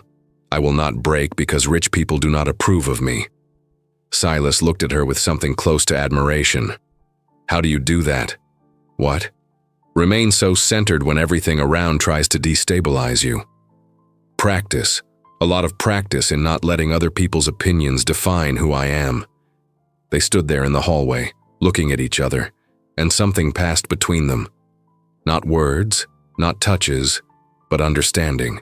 Recognition of two people who dealt with the world in similar ways, with silent dignity and a refusal to bow down. I will get back to work, Aurora said finally. Aurora? She turned. Thank you for not judging me by the company I involuntarily keep. You do not choose who becomes interested.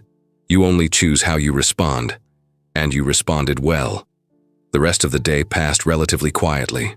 Aurora finished the second floor, helped Tessa with dinner preparations, reorganized the pantry that needed attention. Normal work, comforting routine. But when Ronan drove her home at 6, he commented, I heard Mrs. Whitmore paid an unscheduled visit today. News travels fast. In this house, instantly. He drove in silence for 1 block. You need to be careful with that woman, Aurora. She comes from a family that always got what they wanted. She does not know how to handle rejection. What can I do? I am not her employee. I do not owe her an explanation. People with power find ways to cause trouble. They may not be direct, but they are effective. Ronan stopped at the red light. Just be vigilant, and if anything strange happens, tell someone. Gemma, Tessa, me. Do not handle it alone. Why do you care so much? Ronan looked at her through the rearview mirror. Because this house was slowly dying, and you brought life back. That is worth protecting. In her apartment, Aurora prepared a simple dinner. Pasta with tomato sauce, salad, apple, juice. She ate while reading more of Vivian's gardening diary, making notes about the plants she could add to the greenhouse in the spring. The phone rang at 8. It was an unknown number, and Aurora answered cautiously. Aurora Ward? It was a feminine voice, polite but cold. Yes? My name is Helen Blackwood. I work for the Liverpool Echo newspaper. I am doing a story on the charity dinner yesterday and would like to ask you a few questions about your attendance as Silas Ashford's companion. Aurora felt a surge of irritation. I am not interested in giving an interview. Just a few quick questions. How did you meet Mr. Ashford? How long have you been together? What is your professional background? I have already said I am not interested. Good night. Aurora hung up. The phone rang again immediately. It was the same number. She did not answer. It rang 3 more times in the next hour. She silenced the ringer and ignored it. It was clear that Corinne had not exaggerated about causing trouble. The next day, when Aurora arrived at the mansion, Gemma intercepted her before she entered the kitchen. Some journalists called here 5 times last night and twice more this morning. I directed all of them to Silas's lawyer. Did you receive any calls? 1. I did not answer the others. Good. Keep it up. Do not speak to anyone you do not know. Do not confirm or deny anything. Gemma lowered her voice. Silas is furious. He called the editor of the Echo this morning. The reporter has been instructed to stop harassing his employees. That is only going to make things worse. Probably. But he was not going to stand by while they bother you. Aurora spent the morning working, but with constant tension in her shoulder. Every phone that rang, every door that opened, made her alert. Around 10, Tessa called her into the kitchen. I need to go out for groceries. Want to come? The fresh air will do you good. They left together, taking the estate car Tessa used for shopping. The market was 15 minutes away, large and busy, full of people doing their morning shopping. They were choosing vegetables when Aurora noticed 2 older women looking in their direction and whispering. One of them took out her cell phone, showed something to the other. Both looked at Aurora again. Ignore them, Tessa said softly. They are not worth the oxygen they consume. But it was hard to ignore when it happened. 3 more times during the shopping trip. Stares, whispers, cell phones being checked. Aurora kept her head up, but there was a burning sensation of humiliation rising up her neck. On the way back, Tessa drove with a tight jaw. Vile people. Absolutely vile. How did they know who I am? Corinne probably spread it. Or the reporter published something online. Or both. Tessa hit the steering wheel. Vivienne faced this too in the beginning. She was not rich enough for some people. Her parents were middle class, they had no properties or titles. Some women in Silas's circle tried to make her feel inferior. Do you know what she did? What?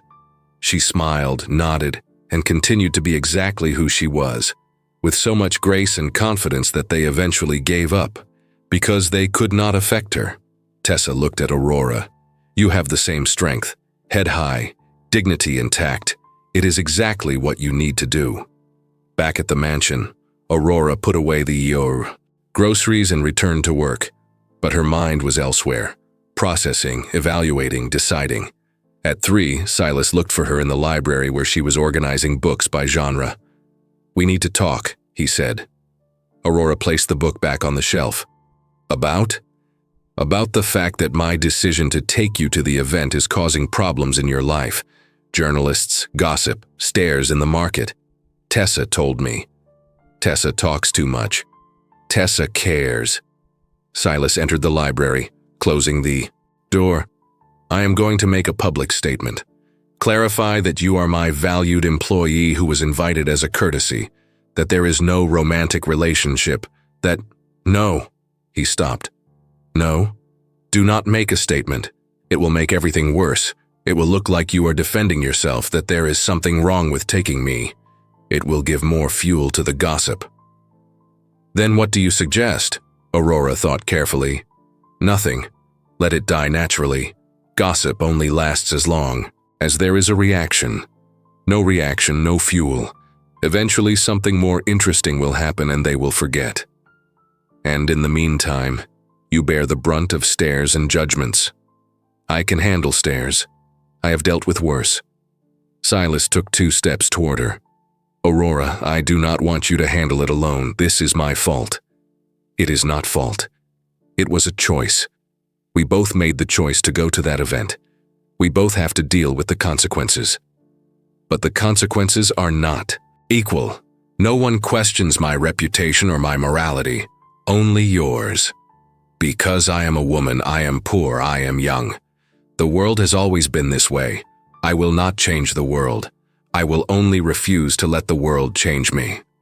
Silas looked at her with that intensity that Aurora was beginning to associate with important moments. How did you become so strong? I am not strong. I am just tested. He took one more step. Now he was close enough that Aurora had to tilt her head to look up at him. Close enough to see the small lines around his eyes, the thread of silver crossing his eyebrow, the small scar on his chin that she had never noticed before. If it becomes unbearable, he said quietly. If it becomes too much to handle, tell me. I will find a way to fix it. You do not have to protect me. I know, but I want to." They stood there very close but not touching, looking at each other. The air between them became charged with something unsaid, something neither of them was ready to name. Aurora took a step back, not because she was afraid, but because she knew that if she did not move away at that moment, something was going to happen that neither of them was prepared to deal with. "I will get back to work," she said. "Aurora, it is all right, Silas, truly. I can handle rich people's gossip. It is not the first time I have faced prejudice, and it will not be the last." She left the library before he could answer. Her heart was racing, and her hands were slightly trembling. Something was changing between them.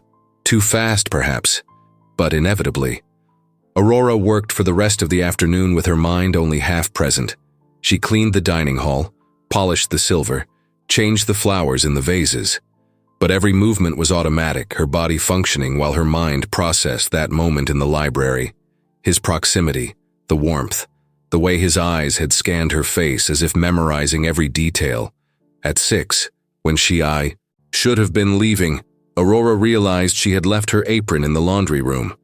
She went upstairs to retrieve it, passed the second-floor hallway, and stopped when she saw the light on in the guest room Silas had been using since Vivienne's death. The door was ajar. She should have kept walking. She should have picked up her apron and left.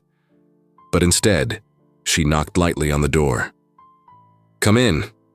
Silas was standing near the window, still wearing his dress shirt from the day, but with the top buttons open, the sleeves rolled up to his elbows. He held a glass of whiskey that looked untouched. "I forgot something," Aurora said from the doorway. "But I saw the light and wanted to make sure you were all right." "I am." He turned to face her. "I am fine." But he was not. She saw it in the strained lines around his eyes, in the way he held the glass too tightly, in his overly controlled breathing. Aurora stepped into the room, closing the door. "You are not. Aurora, you are not all right, and it is okay not to be all right." Silas placed the glass on the side table. "I spent the afternoon thinking about how 6 years ago I had convinced myself that I would never feel this again, never want this again. And now you are here and I—" He stopped, started again. "And I want things I should not want. I feel things I promised myself never to feel again." "What things?" He walked toward her slowly, stopping just a few inches away. "I want to know if your skin is as soft as it looks. I want to find out if the scent I smell when you pass by is soap or shampoo, or just you. I want to wake up and not feel the weight of loneliness before I even open my eyes." Aurora swallowed hard. "Silas, tell me to stop. Tell me that crossing this line is a mistake. Tell me anything that makes sense because nothing else does." But Aurora did not tell him to stop. Instead, she raised her hand and touched his face. His stubble was rough under her fingers. His skin was warm. And when he closed his eyes at her touch, Aurora understood that she was not alone in what she felt. "It is not a mistake," she whispered. "Frightening, yes. Complicated, yes. But not a mistake." Silas opened his eyes. "Are you sure?" "Absolutely." Then he kissed her. It was not tentative or hesitant. It was inevitable. Like breathing after holding one's breath for too long. His hands went to her waist, pulling her close to him. Her hands traveled up his chest, feeling the tense muscles beneath his shirt. When they drew apart, both were breathless. "Stay," Silas said against her lips. "Tonight. Stay with me." Aurora knew what he was asking. She knew that once they crossed that line, there would be no turning back. But she also knew that she did not want to turn back. Yes. What happened next was a slow discovery. Hands learning contours, mouths exploring skin, clothes being removed carefully, revealing not just bodies, but souls. Silas was gentle in ways Aurora did not expect, attentive to her every reaction, and Aurora gave herself completely, without reservation, without fear. When they finally lay together in the bed that had been Silas's refuge of solitude for 6 years, there was no hurry, only a need for connection, for closeness, for proof that they were still alive. Later, as they lay in the darkness, their breathing still uneven, Silas pulled Aurora close, her head resting on his chest. "I do not regret it," he said quietly. "Neither do I. But everything becomes more complicated now." It was already complicated. Now it is just more honest. He kissed the top of her head. "Stay until tomorrow. Ronan can take you to change clothes and come back." What are we going to tell them?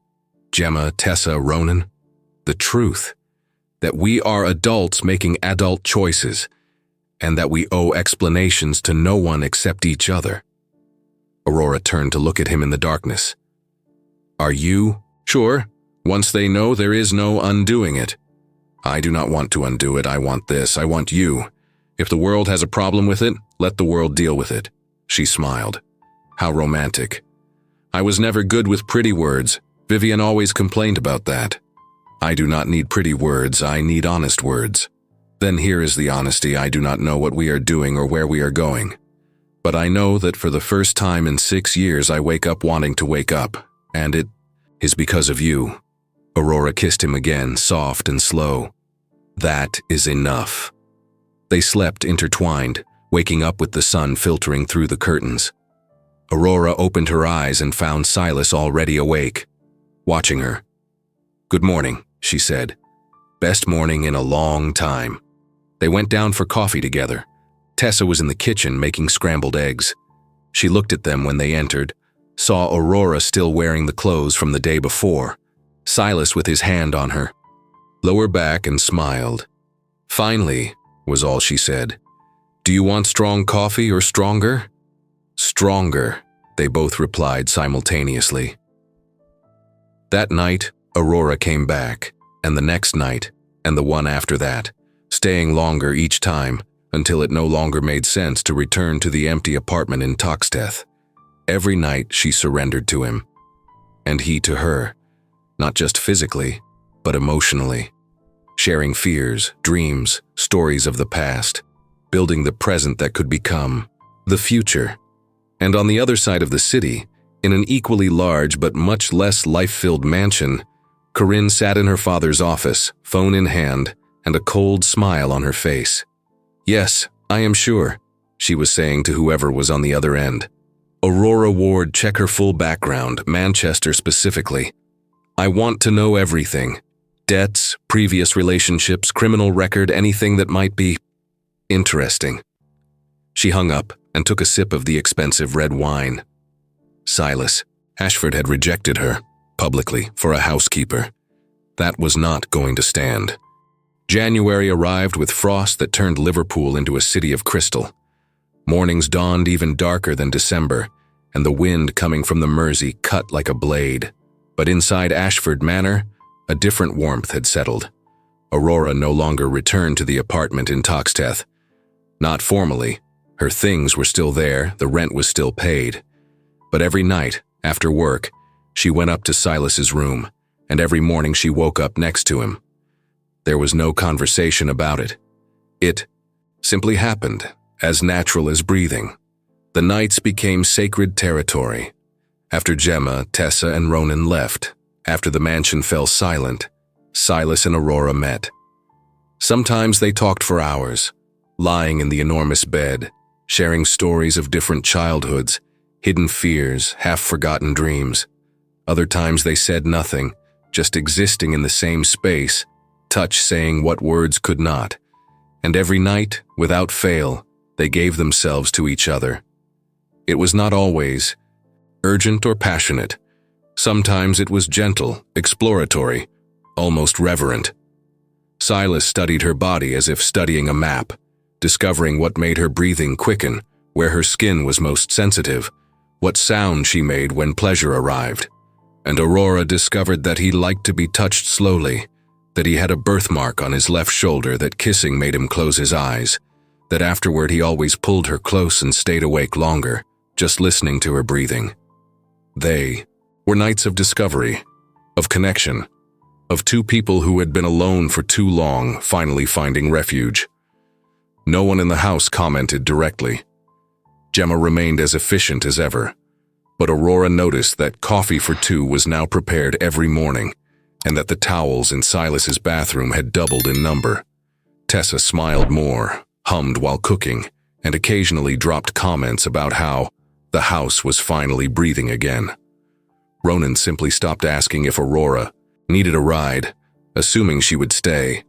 On a Friday, Aurora was in the greenhouse in the morning, checking the rose bushes that had started showing signs of recovery. Small green shoots emerged from the branches she and Silas had pruned, life insisting on continuing. She heard the glass door open. She turned and saw Silas standing in the entrance, with 2 mugs of coffee in his hands. "I brought reinforcements," he said, offering one. "Gemma said you had been here since 6. It is almost 9. I imagine the first coffee has already cooled." Aurora accepted the mug, feeling the warmth through the porcelain. "Thank you. I wanted to check if the temperature was right. Rose bushes are sensitive." Silas entered completely, observing the plants. "They are budding." "Yes, slowly but consistently. Vivian used to say that slow is better. Fast growth produces a weak structure. Slow creates deep roots." Aurora took a sip. Strong, slightly bitter, exactly how she liked it. She was right about many things. She was. It took me years to realize it. Silas carefully ran his fingers over a new leaf. "I spent so much time proving things to my father that I forgot to pay attention to what really mattered. Vivian tried to teach me, I heard, without truly listening. But you listened eventually. That counts. 2 years before the accident, only 2 years really paying attention." He looked at Aurora. "Sometimes I think about the wasted time." It was not wasted. It was learning. You would not be who you are now without those years. Silas studied her face. "How do you find perspective in everything?" "Practice. My father died when I was 18. Our last conversation was a fight about something silly. Me not wanting to study accounting. I said horrible things. He left irritated. 3 hours later, he had a heart attack. It took me years replaying that morning, wondering what I could have said differently." "How did you stop?" "I understood that one fight did not erase 18 years of love, that staying trapped in that moment did not bring him back.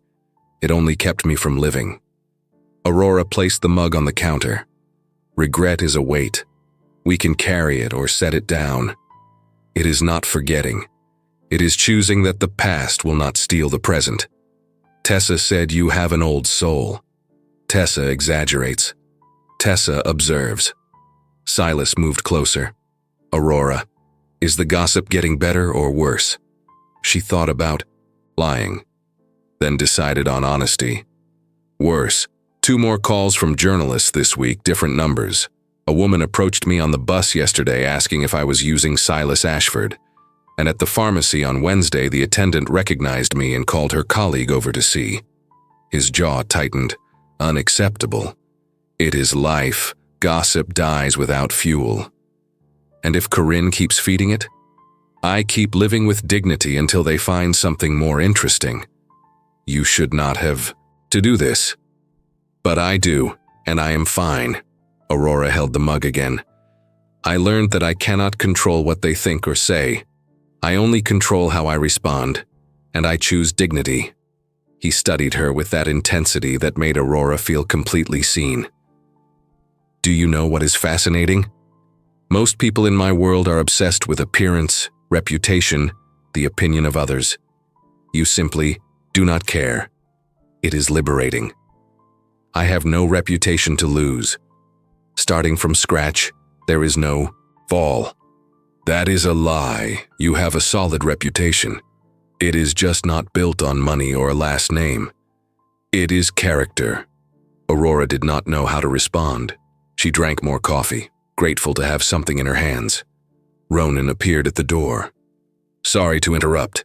Silas, urgent call. It is your lawyer." Silas sighed. 5 minutes. He said urgent, like cannot wait. "Right." He turned to Aurora. Stay here. I will be back when I can. After he left, Ronan entered, examining the plants carefully. Almost a miracle in here. Tessa said the lavenders are already budding. She smiled slightly. It is still early, but they are alive, and that counts for a lot. Ronan picked up a tool, pretending to examine it. But there was tension in his back, avoiding her gaze. Aurora knew that body language. What happened, Ronan? He put down the tool. I should not say. Gemma will kill me. But you need to know. Corinne hired a private investigator. Aurora felt a chill run down her spine. Investigate what? You, your past in Manchester. Looking for anything usable.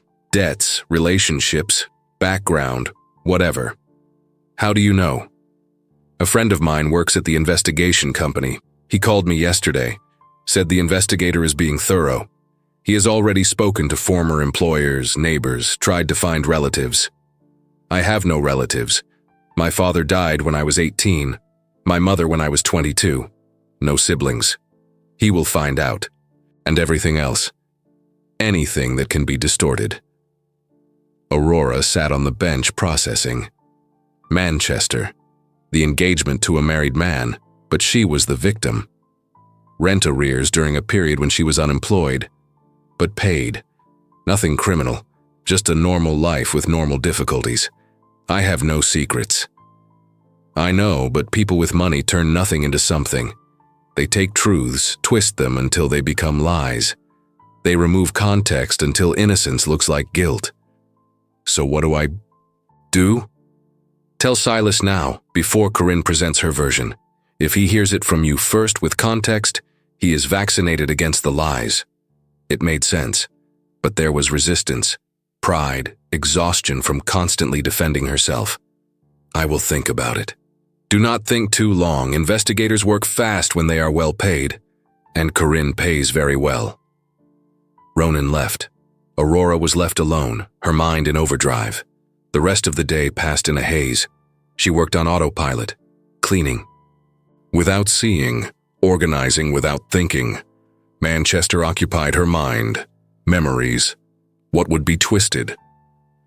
When Silas came down, she was in the library, organizing the poetry books by author. The lawyer confirmed that the Echo reporter has been officially instructed to stop. If she tries again, she will be prosecuted. Good.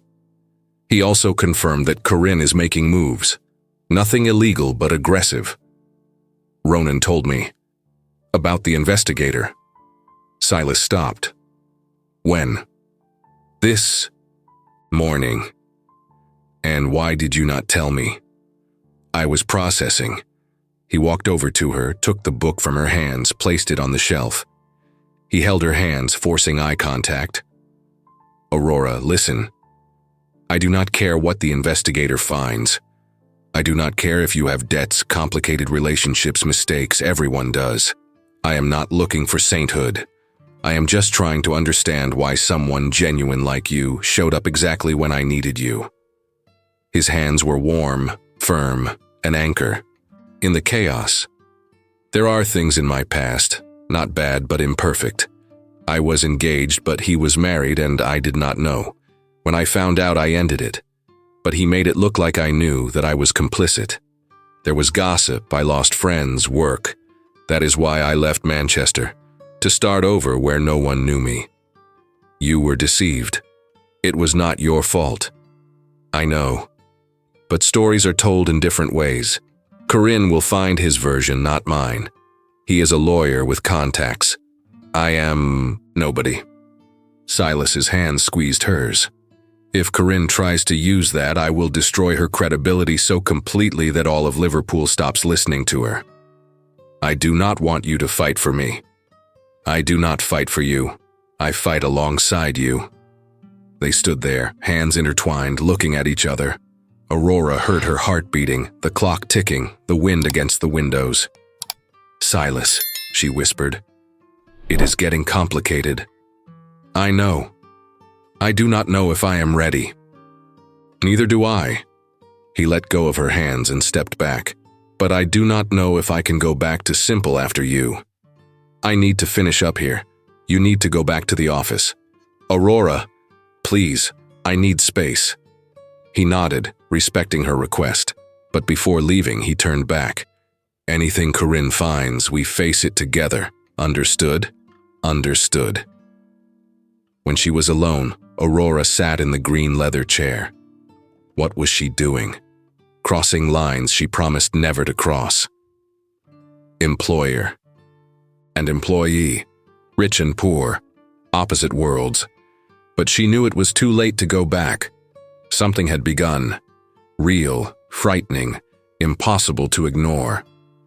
That night, when she returned to his room after dinner, Silas was already there. Standing near the window, looking at the illuminated city with an untouched glass of whiskey in his hand. "You did not go to the office," she said, closing the door. I could not focus. He turned around. "I kept thinking about what you said. About it being complicated. It is complicated. I know, but it is also the simplest thing I have felt in years." He put the glass aside and walked over to her. "Aurora, every night you spend here with me, I wake up less heavy, less bound, less dead inside. Silas, let me finish." He stopped in front of her. "I am not in love yet. That would be too fast, irresponsible perhaps, but I am falling, and I know you are too, and I know it is scary, that it is complicated, that there are 100 logical reasons to stop, but I do not want to stop. I want to see where it goes. With you." Aurora looked into those greenish-brown eyes that changed with the light.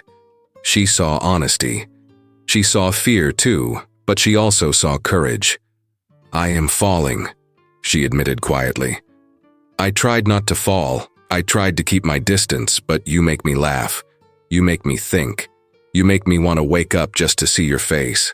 And it scares me because the last time I felt something like this, I ended up heartbroken and my life was destroyed. I will not break your heart. I cannot promise perfection, that we will never fight, that I will always make the right choices. But I promise honesty, respect, defense against anyone who tries to diminish you.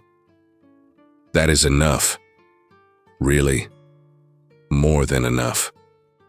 He pulled her close, kissed her with urgency.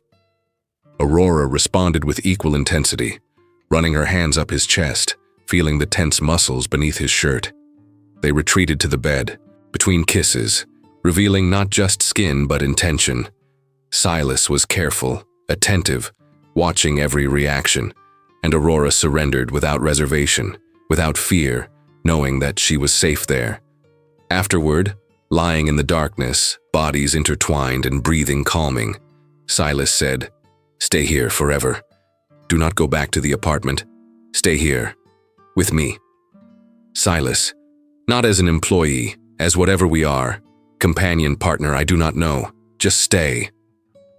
And she stayed. But while love blossomed in Ashford Manor, on the other side of the city, Corinne Whitmore received a detailed report from a private investigator. Sitting in her father's office, reading page after page, a cold smile formed. She had exactly what she needed. It was not much. Aurora Ward really was as pathetic and honest as she seemed. But there was enough. The married ex-fiancé, the months of overdue rent, a few details that out of context could look questionable. She picked up the phone, dialed a familiar number. "Andrew, it is Corinne Whitmore, remember me? We met a few months ago at an event." "Yes, exactly. I heard you knew Aurora Ward in Manchester. I have an interesting proposition for you." The third week of February brought late snow to Liverpool. Not the cinematic snow that falls soft and beautiful, but the real English snow, watery, turning into gray sludge on the sidewalks, bringing traffic to a standstill, making everything more difficult. Aurora woke up on Monday with a scratchy throat. She ignored it. Silas was still asleep beside her, breathing deeply and regularly. She slipped out of bed carefully so as not to wake him, dressed in extra layers, and went down to the kitchen where Tessa was already preparing the first meal of the day. "Good morning," Tessa said without looking. The coffee is... She stopped when she saw Aurora. You look terrible. I'm fine. No, you're not. Tessa approached her, placed a hand on her forehead. You have a fever. Go back to bed. I have work. The living room needs to be... The living room can wait. Gemma entered the kitchen at that moment, already dressed and efficient as always. She looked at Aurora and frowned. You are sick. I was not asking, Gemma said when Aurora opened her mouth to protest. I was stating a fact. Go back to your room. Tessa, prepare some tea with honey. Aurora was about to argue when Silas came down the stairs, still adjusting his shirt. He stopped when he saw her. What happened? She has a fever, Gemma informed him. And stubborn as always, she's trying to work. Silas walked over to Aurora, placed his hand on her forehead. His palm was cool against her. Warm skin. You are burning up. Go back to bed, now. I just got up. And you are going right back to bed. Do not argue. He looked at Gemma. Cancel my morning commitments. I will stay here until I am sure she is fine. Silas, you don't have to... I was not asking for permission. He guided her gently back toward the stairs. Let's go. In the room, Aurora lay down reluctantly while Silas adjusted the pillows. Tessa appeared minutes later with a tray, steaming tea, lightly, buttered toast and a bowl of porridge. Eat, Silas commanded. You are bossy when you are worried. And you are stubborn when you are sick. It is a perfect match. Aurora ate half of the porridge and drank the tea. Her throat ached slightly. Silas sat on the edge of the bed watching her with attention that bordered on the ridiculous. I will not disappear if you stop staring. I want to be sure. Of what? That you are truly well, or as close to well as possible. She reached out, intertwining her fingers with his. I am.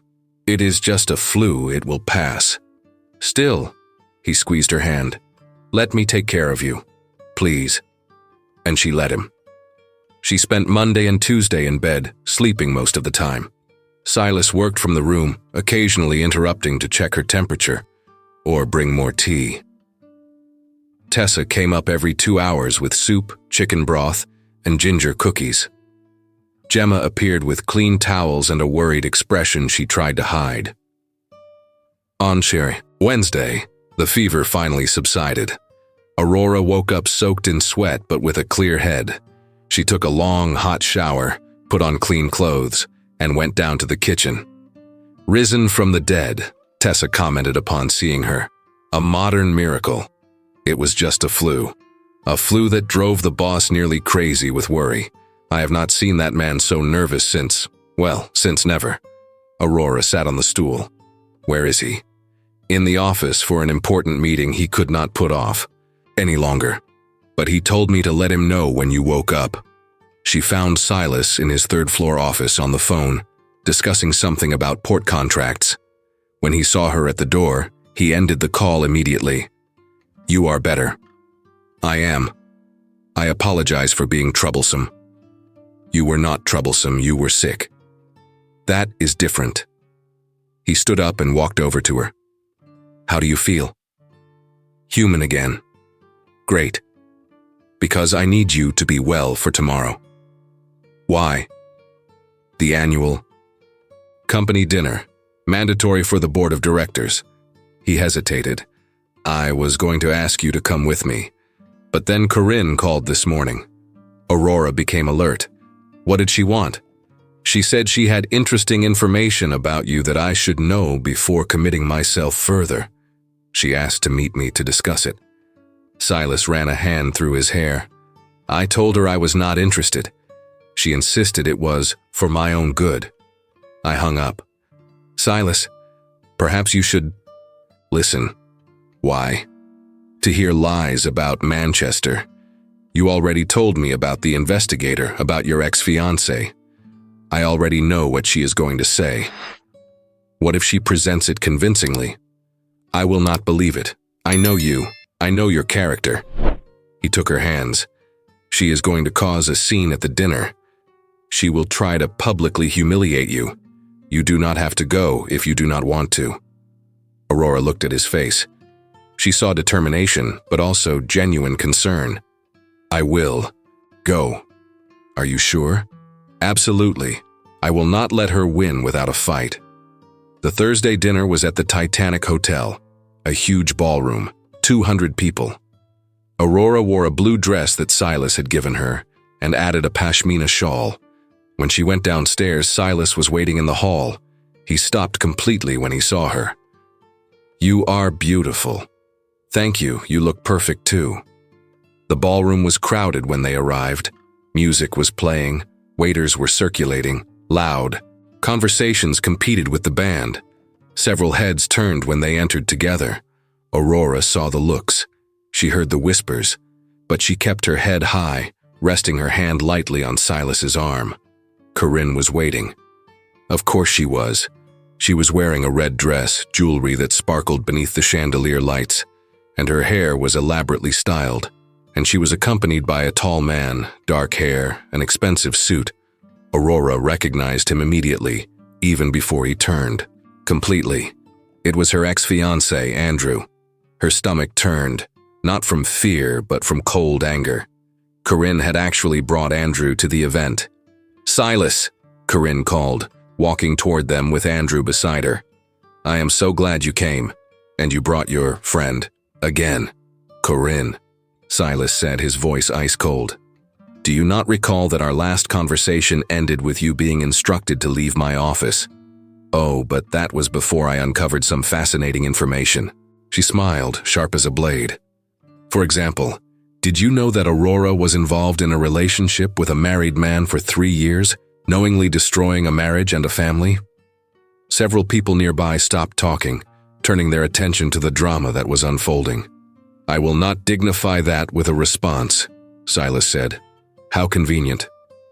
Corinne turned to Andrew. "Perhaps someone who was personally there can clarify. Andrew, would you like to share your experience with Aurora?"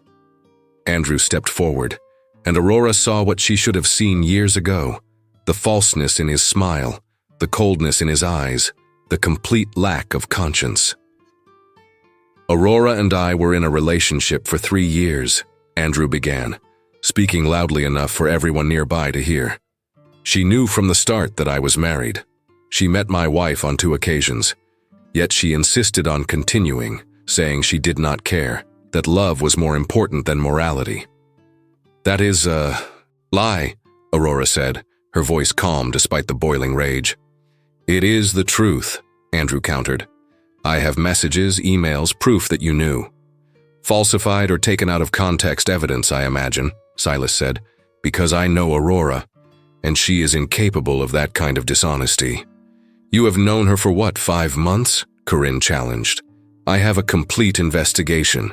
Andrew has documented proof. Who really knows her here?"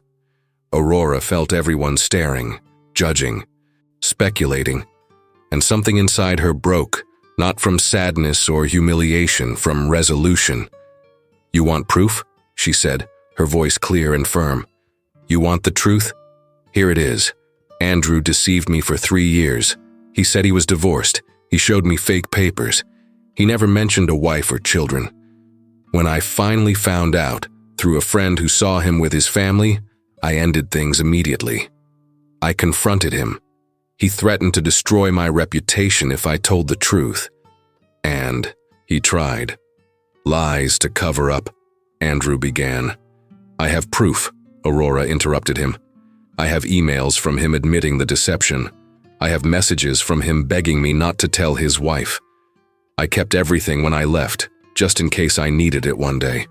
It seems I do." Andrew paled. "You are bluffing." "Am I? Do you want to risk it? Because I can pull out my phone right now and show everyone here." Aurora took her cell phone from her small purse.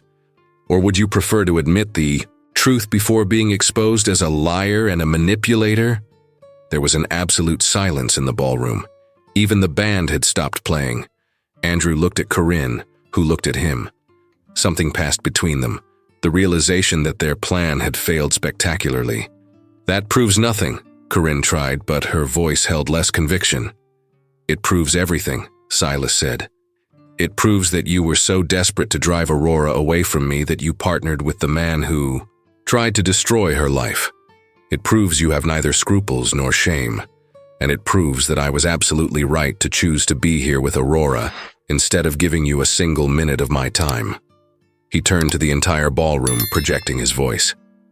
"For anyone interested in knowing the full truth, Aurora Ward is a woman of impeccable character who was deceived, survived, and rebuilt her life with dignity. I am honored to have her by my side tonight, and anyone who has a problem with that can speak directly to me." No one moved, but slowly, starting with Julian Montgomery in the front and then spreading, people began to applaud. Corinne stood there, her face red with humiliation, while the entire ballroom applauded Aurora. Then she spun on her heels and left quickly, Andrew following right behind her. The rest of the night passed in a surreal fog. Some people came over to speak with Aurora, some apologizing for having believed the gossip, others praising her courage. When they returned to the mansion, it was past midnight. The snow was falling softly outside. They went straight to the bedroom, exhausted but victorious. "You were incredible," Silas said, taking off his tie. "I was furious. And you used that fury perfectly."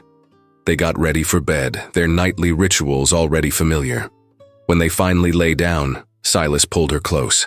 "Thank you for staying, for fighting, for being exactly who you are.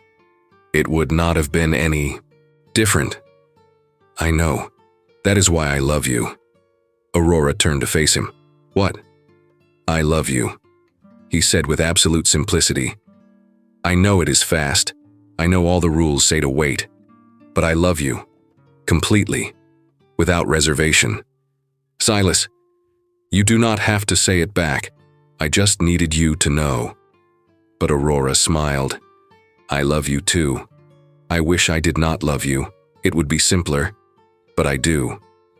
They kissed, soft and deep, sealing the promise. On Friday, Aurora woke up with nausea. She ran to the bathroom and threw up. Silas appeared immediately, holding her hair back. "Are you still sick?" "I do not know." But when it happened again on Saturday morning, and when she realized her period was late, Aurora waited for Silas to leave for a quick meeting with his lawyer. She asked Ronan to drive her to the pharmacy. She bought 3 different tests. Back at the mansion, she locked herself in the bathroom and took all 3 tests. All positive. 2 pink lines on each. 1. She sat on the cold bathroom floor, leaving the tests scattered around her, and began to process it. Pregnant. Aurora held the pregnancy tests indefinitely, observing the 2 pink lines as if they were a coded message she needed to decipher.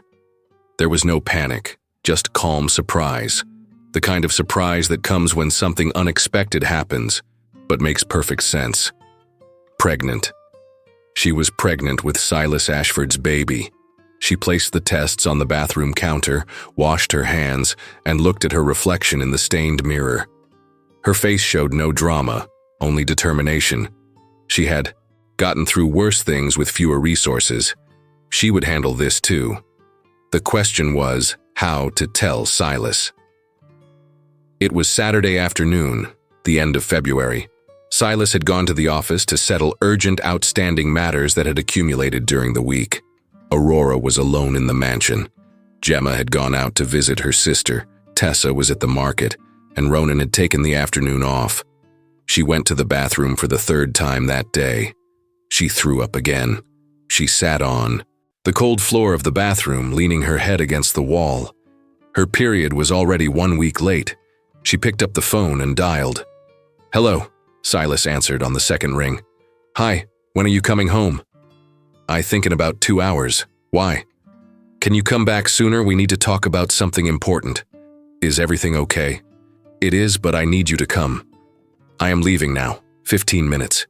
He hung up before she could say anything else. Aurora got up, washed her face, and looked at her reflection. She took 3 deep breaths. She picked up the 3 pregnancy tests she had taken that morning, all positive, and put them in the bathroom drawer. She went down to the library. She sat. She stood up. She walked to the window. She returned to the sofa. When she heard the car arriving, her heart accelerated. Silas entered the front door, climbing the stairs quickly. He found her in the library. "Aurora." He came up to her, taking her hands. "I was worried." The phrase, "we need to talk," is rarely a good one. It is not always bad. Then is it good? It depends on your perspective. Aurora pulled his hands, guiding him to the sofa. "Sit down, please." He sat with visible tension in his shoulders. Aurora sat next to him, turning to face him completely. "I am going to be direct because beating around the bush is not my style. I am pregnant." Silas became completely still. It was not the stillness of shock, but of intense processing. 10 seconds passed in silence. Then he asked, "Are you sure?" "I took 3 tests this morning, all positive.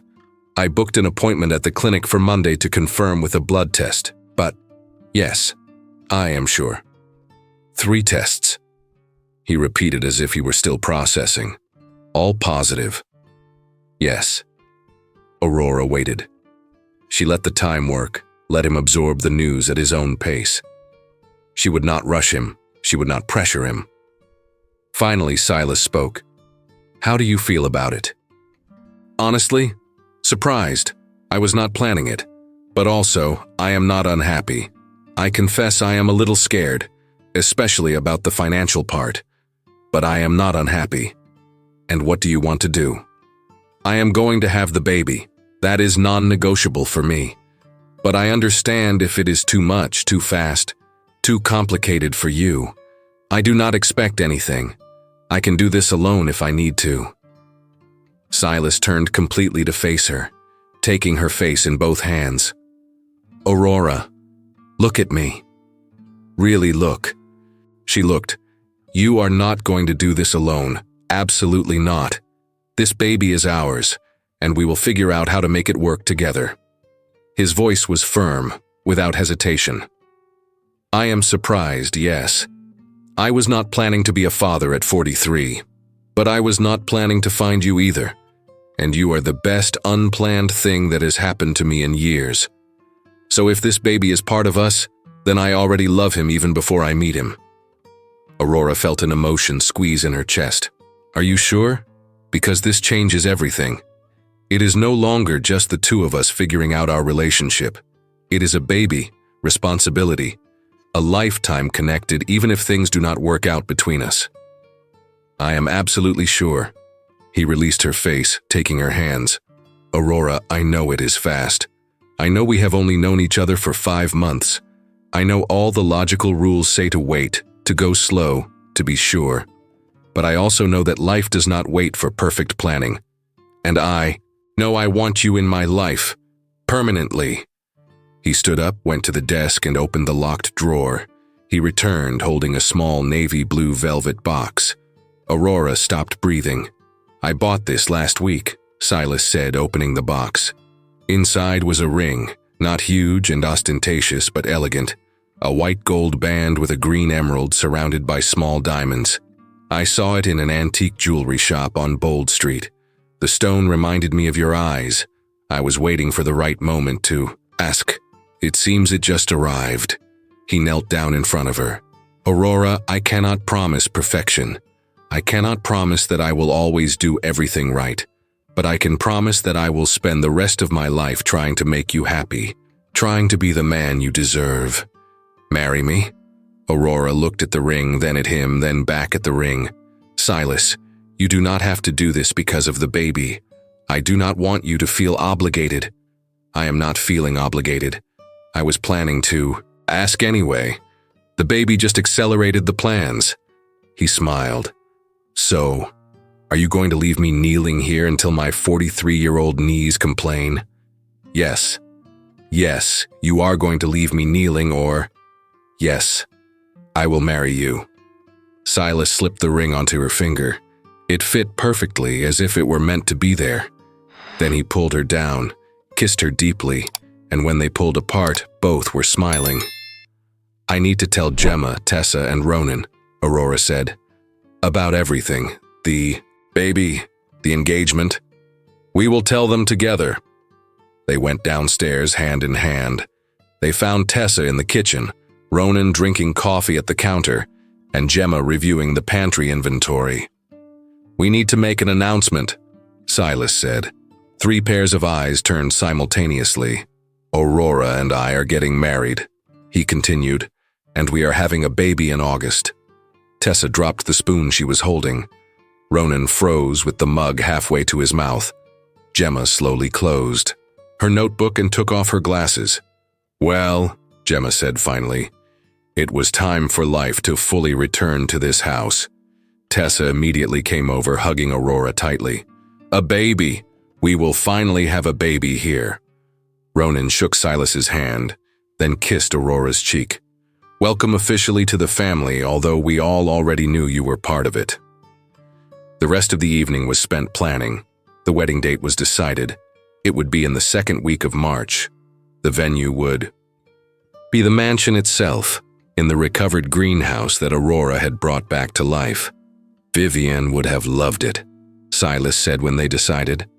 She used to say that the greenhouse was the place where life grew, so it was perfect for celebrating commitment. "Then we will do it for her too," Aurora agreed, honoring the past while building the future. The following weeks passed quickly. Aurora continued to take care of the greenhouse, now officially as the future mistress of the house. Gemma hired a replacement, a young woman named Beth who had infinite energy and was not intimidated by the large mansion. Morning sickness worsened before it improved. Tessa prepared ginger cookies every morning, saying that ginger helped with nausea. It worked partially. The wedding dress was found at a vintage thrift store on Lark Lane, ivory silk, a simple 1940s cut, elegant without being pretentious. It cost £80. When Aurora suggested going to a real boutique, Silas laughed. "Wear a potato sack if you want to. I am marrying you, not the dress." Corinne Whitmore tried to cause trouble one last time, sending an anonymous letter to the Liverpool Chamber of Commerce alleging an inappropriate relationship. The investigation took 2 days to conclude that there was nothing inappropriate, just 2 adults in a relationship that had started outside of work hours. Andrew tried to make contact, sending a message asking to talk. She blocked the number without replying. March arrived with the first signs of spring. On the wedding day, a Saturday at 2 o'clock in the afternoon, the greenhouse was transformed. Ronan had installed discreet heaters. Tessa had made floral arrangements with the first flowers of the season. Gemma had supervised every detail with her usual efficiency. 20 people were present. The mansion staff, Julian Montgomery and his wife, Silas's lawyer, 3 company colleagues whom Silas truly considered friends, and Aurora's apartment neighbor who had been kind during a difficult time. Aurora walked down the greenhouse. There was no formal aisle, guided by Ronan, who had offered to give her away. Silas waited near the stone bench where they had sat so many times, where they had talked about life and loss and new beginnings. He wore a black suit, a white shirt, and a wine-colored tie. When he saw Aurora walking toward him, the expression on his face was one of pure adoration. The ceremony was short. The vows were traditional. But when it came time to say something personal, Silas held Aurora's hands and said, "Aurora, you brought life back to this house. You brought color to days that were only gray. You brought a reason to wake up that was not just obligation. I promise to spend the rest of my life trying to be worthy of that gift. I promise to honor who you are, without trying to change you. I promise to be a partner in everything, sharing the weight when life gets complicated and celebrating when it is light. And I promise to love our child with everything that I am, teaching them that dignity does not come from money, but from character, as you taught me." Aurora had prepared something, but when it was time to speak, the rehearsed words disappeared. So she spoke from the heart. "Silas, I entered this house looking only for work. I found home. I found family. I found you. I will not promise to be perfect, because no one is, but I promise to be honest. I promise to be your equal, not your subordinate. I promise to challenge you when you are wrong and celebrate when you are right. and I promise to love you, exactly as you are, broken and mending, like all of us."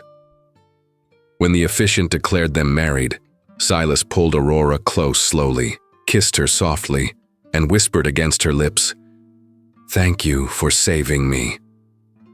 "Thank you for letting yourself be saved," she whispered back. The reception was in the dining room. Tessa had prepared a feast that would feed a small army. There was music, dancing, and laughter. Gemma smiled more times that afternoon than in entire months. Ronan gave an emotional toast about second chances and the courage to start over. When the guests left, Silas and Aurora went up to their room. "Mrs. Ashford," Silas said, taking off his tie. "How does that sound?" "Strange. Good, but strange." "You will get used to it." "I will." The following months were a time of adjustment. Aurora continued to care for the greenhouse, now expanding to the entire garden. Her belly gradually grew, changing from unnoticeable to obvious. The morning sickness stopped in the 4th month, replaced by renewed energy. Then came the 3rd trimester tiredness. Silas went to all the medical appointments. He saw the first ultrasound, heard the heartbeat for the first time, and held Aurora's hand when they found out it was a boy. "Leon," Aurora said, looking at the blurred image on the screen. "I want to name him Leon." "Leon Ashford," Silas repeated. "Perfect."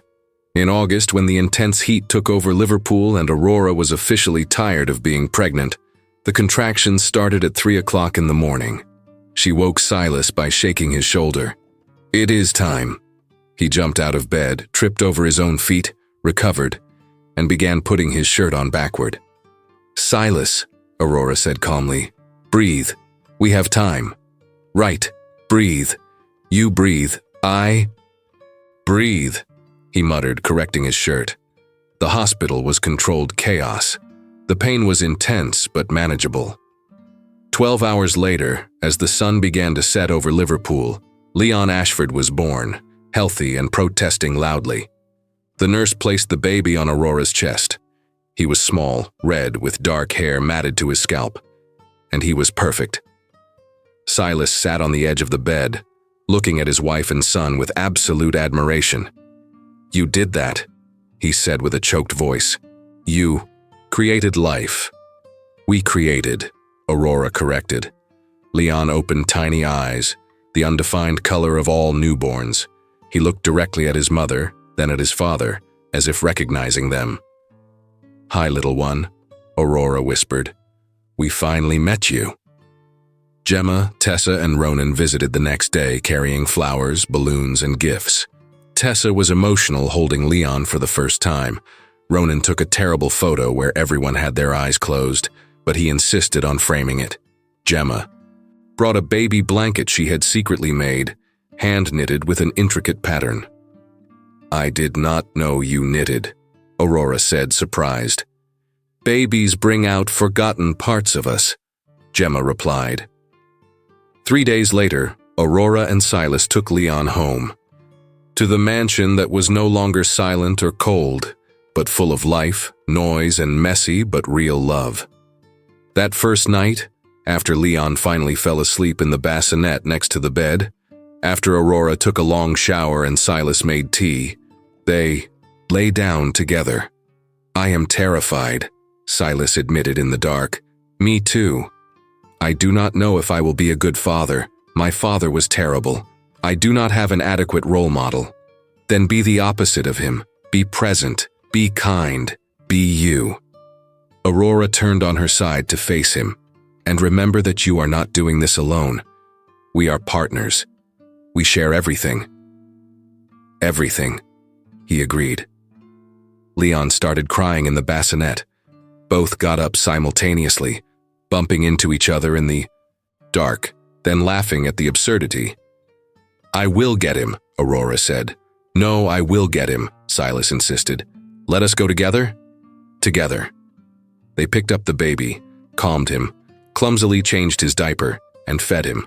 And when Leon went back to sleep, they stood there next to the bassinet, watching the small human they had created. "Aurora," Silas said softly, Thank you. For everything. For showing up that day in October. For staying. For building this with me. Thank you. For letting me stay. For seeing who I was before I clearly saw it myself. From the bassinet came a small sound. Not crying. Just a sleeping baby's sigh. The sound of life continuing. The sound of a future being written word by word, day by day. And in that house in Liverpool, which had been a mausoleum for 6 years, which had been recovered brick by brick through work, love, and refusal to give up, 3 people slept. A man who had learned that starting over was not a betrayal of the past. A woman who had learned that dignity did not depend on the approval of others. And a baby who would one day hear the story of how love can grow in improbable places, between improbable people, at the most improbable time. And it would be a beautiful story to tell. The best stories usually are. 2 years later, the greenhouse was in full bloom. Abraham Darby roses perfumed the air, lavenders formed perfect purple borders, and the orchids that Aurora had gradually reintroduced hung delicately from the supports. Leon, 2 years old and with infinite energy, ran between the counters chasing a butterfly that had entered through the open window. Dark hair in wild curls, eyes that had settled into a greenish-brown shade exactly like his father's, laughter that echoed through the glass structure. "Slow down, little one," Aurora said without conviction. She was pregnant again, 4 months along, this time with a girl they had already decided to name Elena. "We do not want to knock over the pots." "Let him explore," Silas said from the stone bench where he was reading the newspaper. "Learning through destruction is valid. Says the man who will not have to clean up the spilled dirt." "Fair point." Leon stopped in front of his father and tugged at the newspaper. "Papa, look! Butterfly!" "I see it, yes. It is beautiful." "Flies! Hi!" "It certainly flies." Leon ran off again. Silas folded the newspaper and pulled Aurora to sit beside him on the bench. "Do you remember when this greenhouse was just rubble and stubborn rose bushes?" he asked. "I remember. I remember you saying it was broken on purpose." "I was wrong. Nothing is broken on purpose. Just broken. Waiting to be fixed." Aurora rested her head on his shoulder. "Do you know what Tessa told me yesterday?" "What?"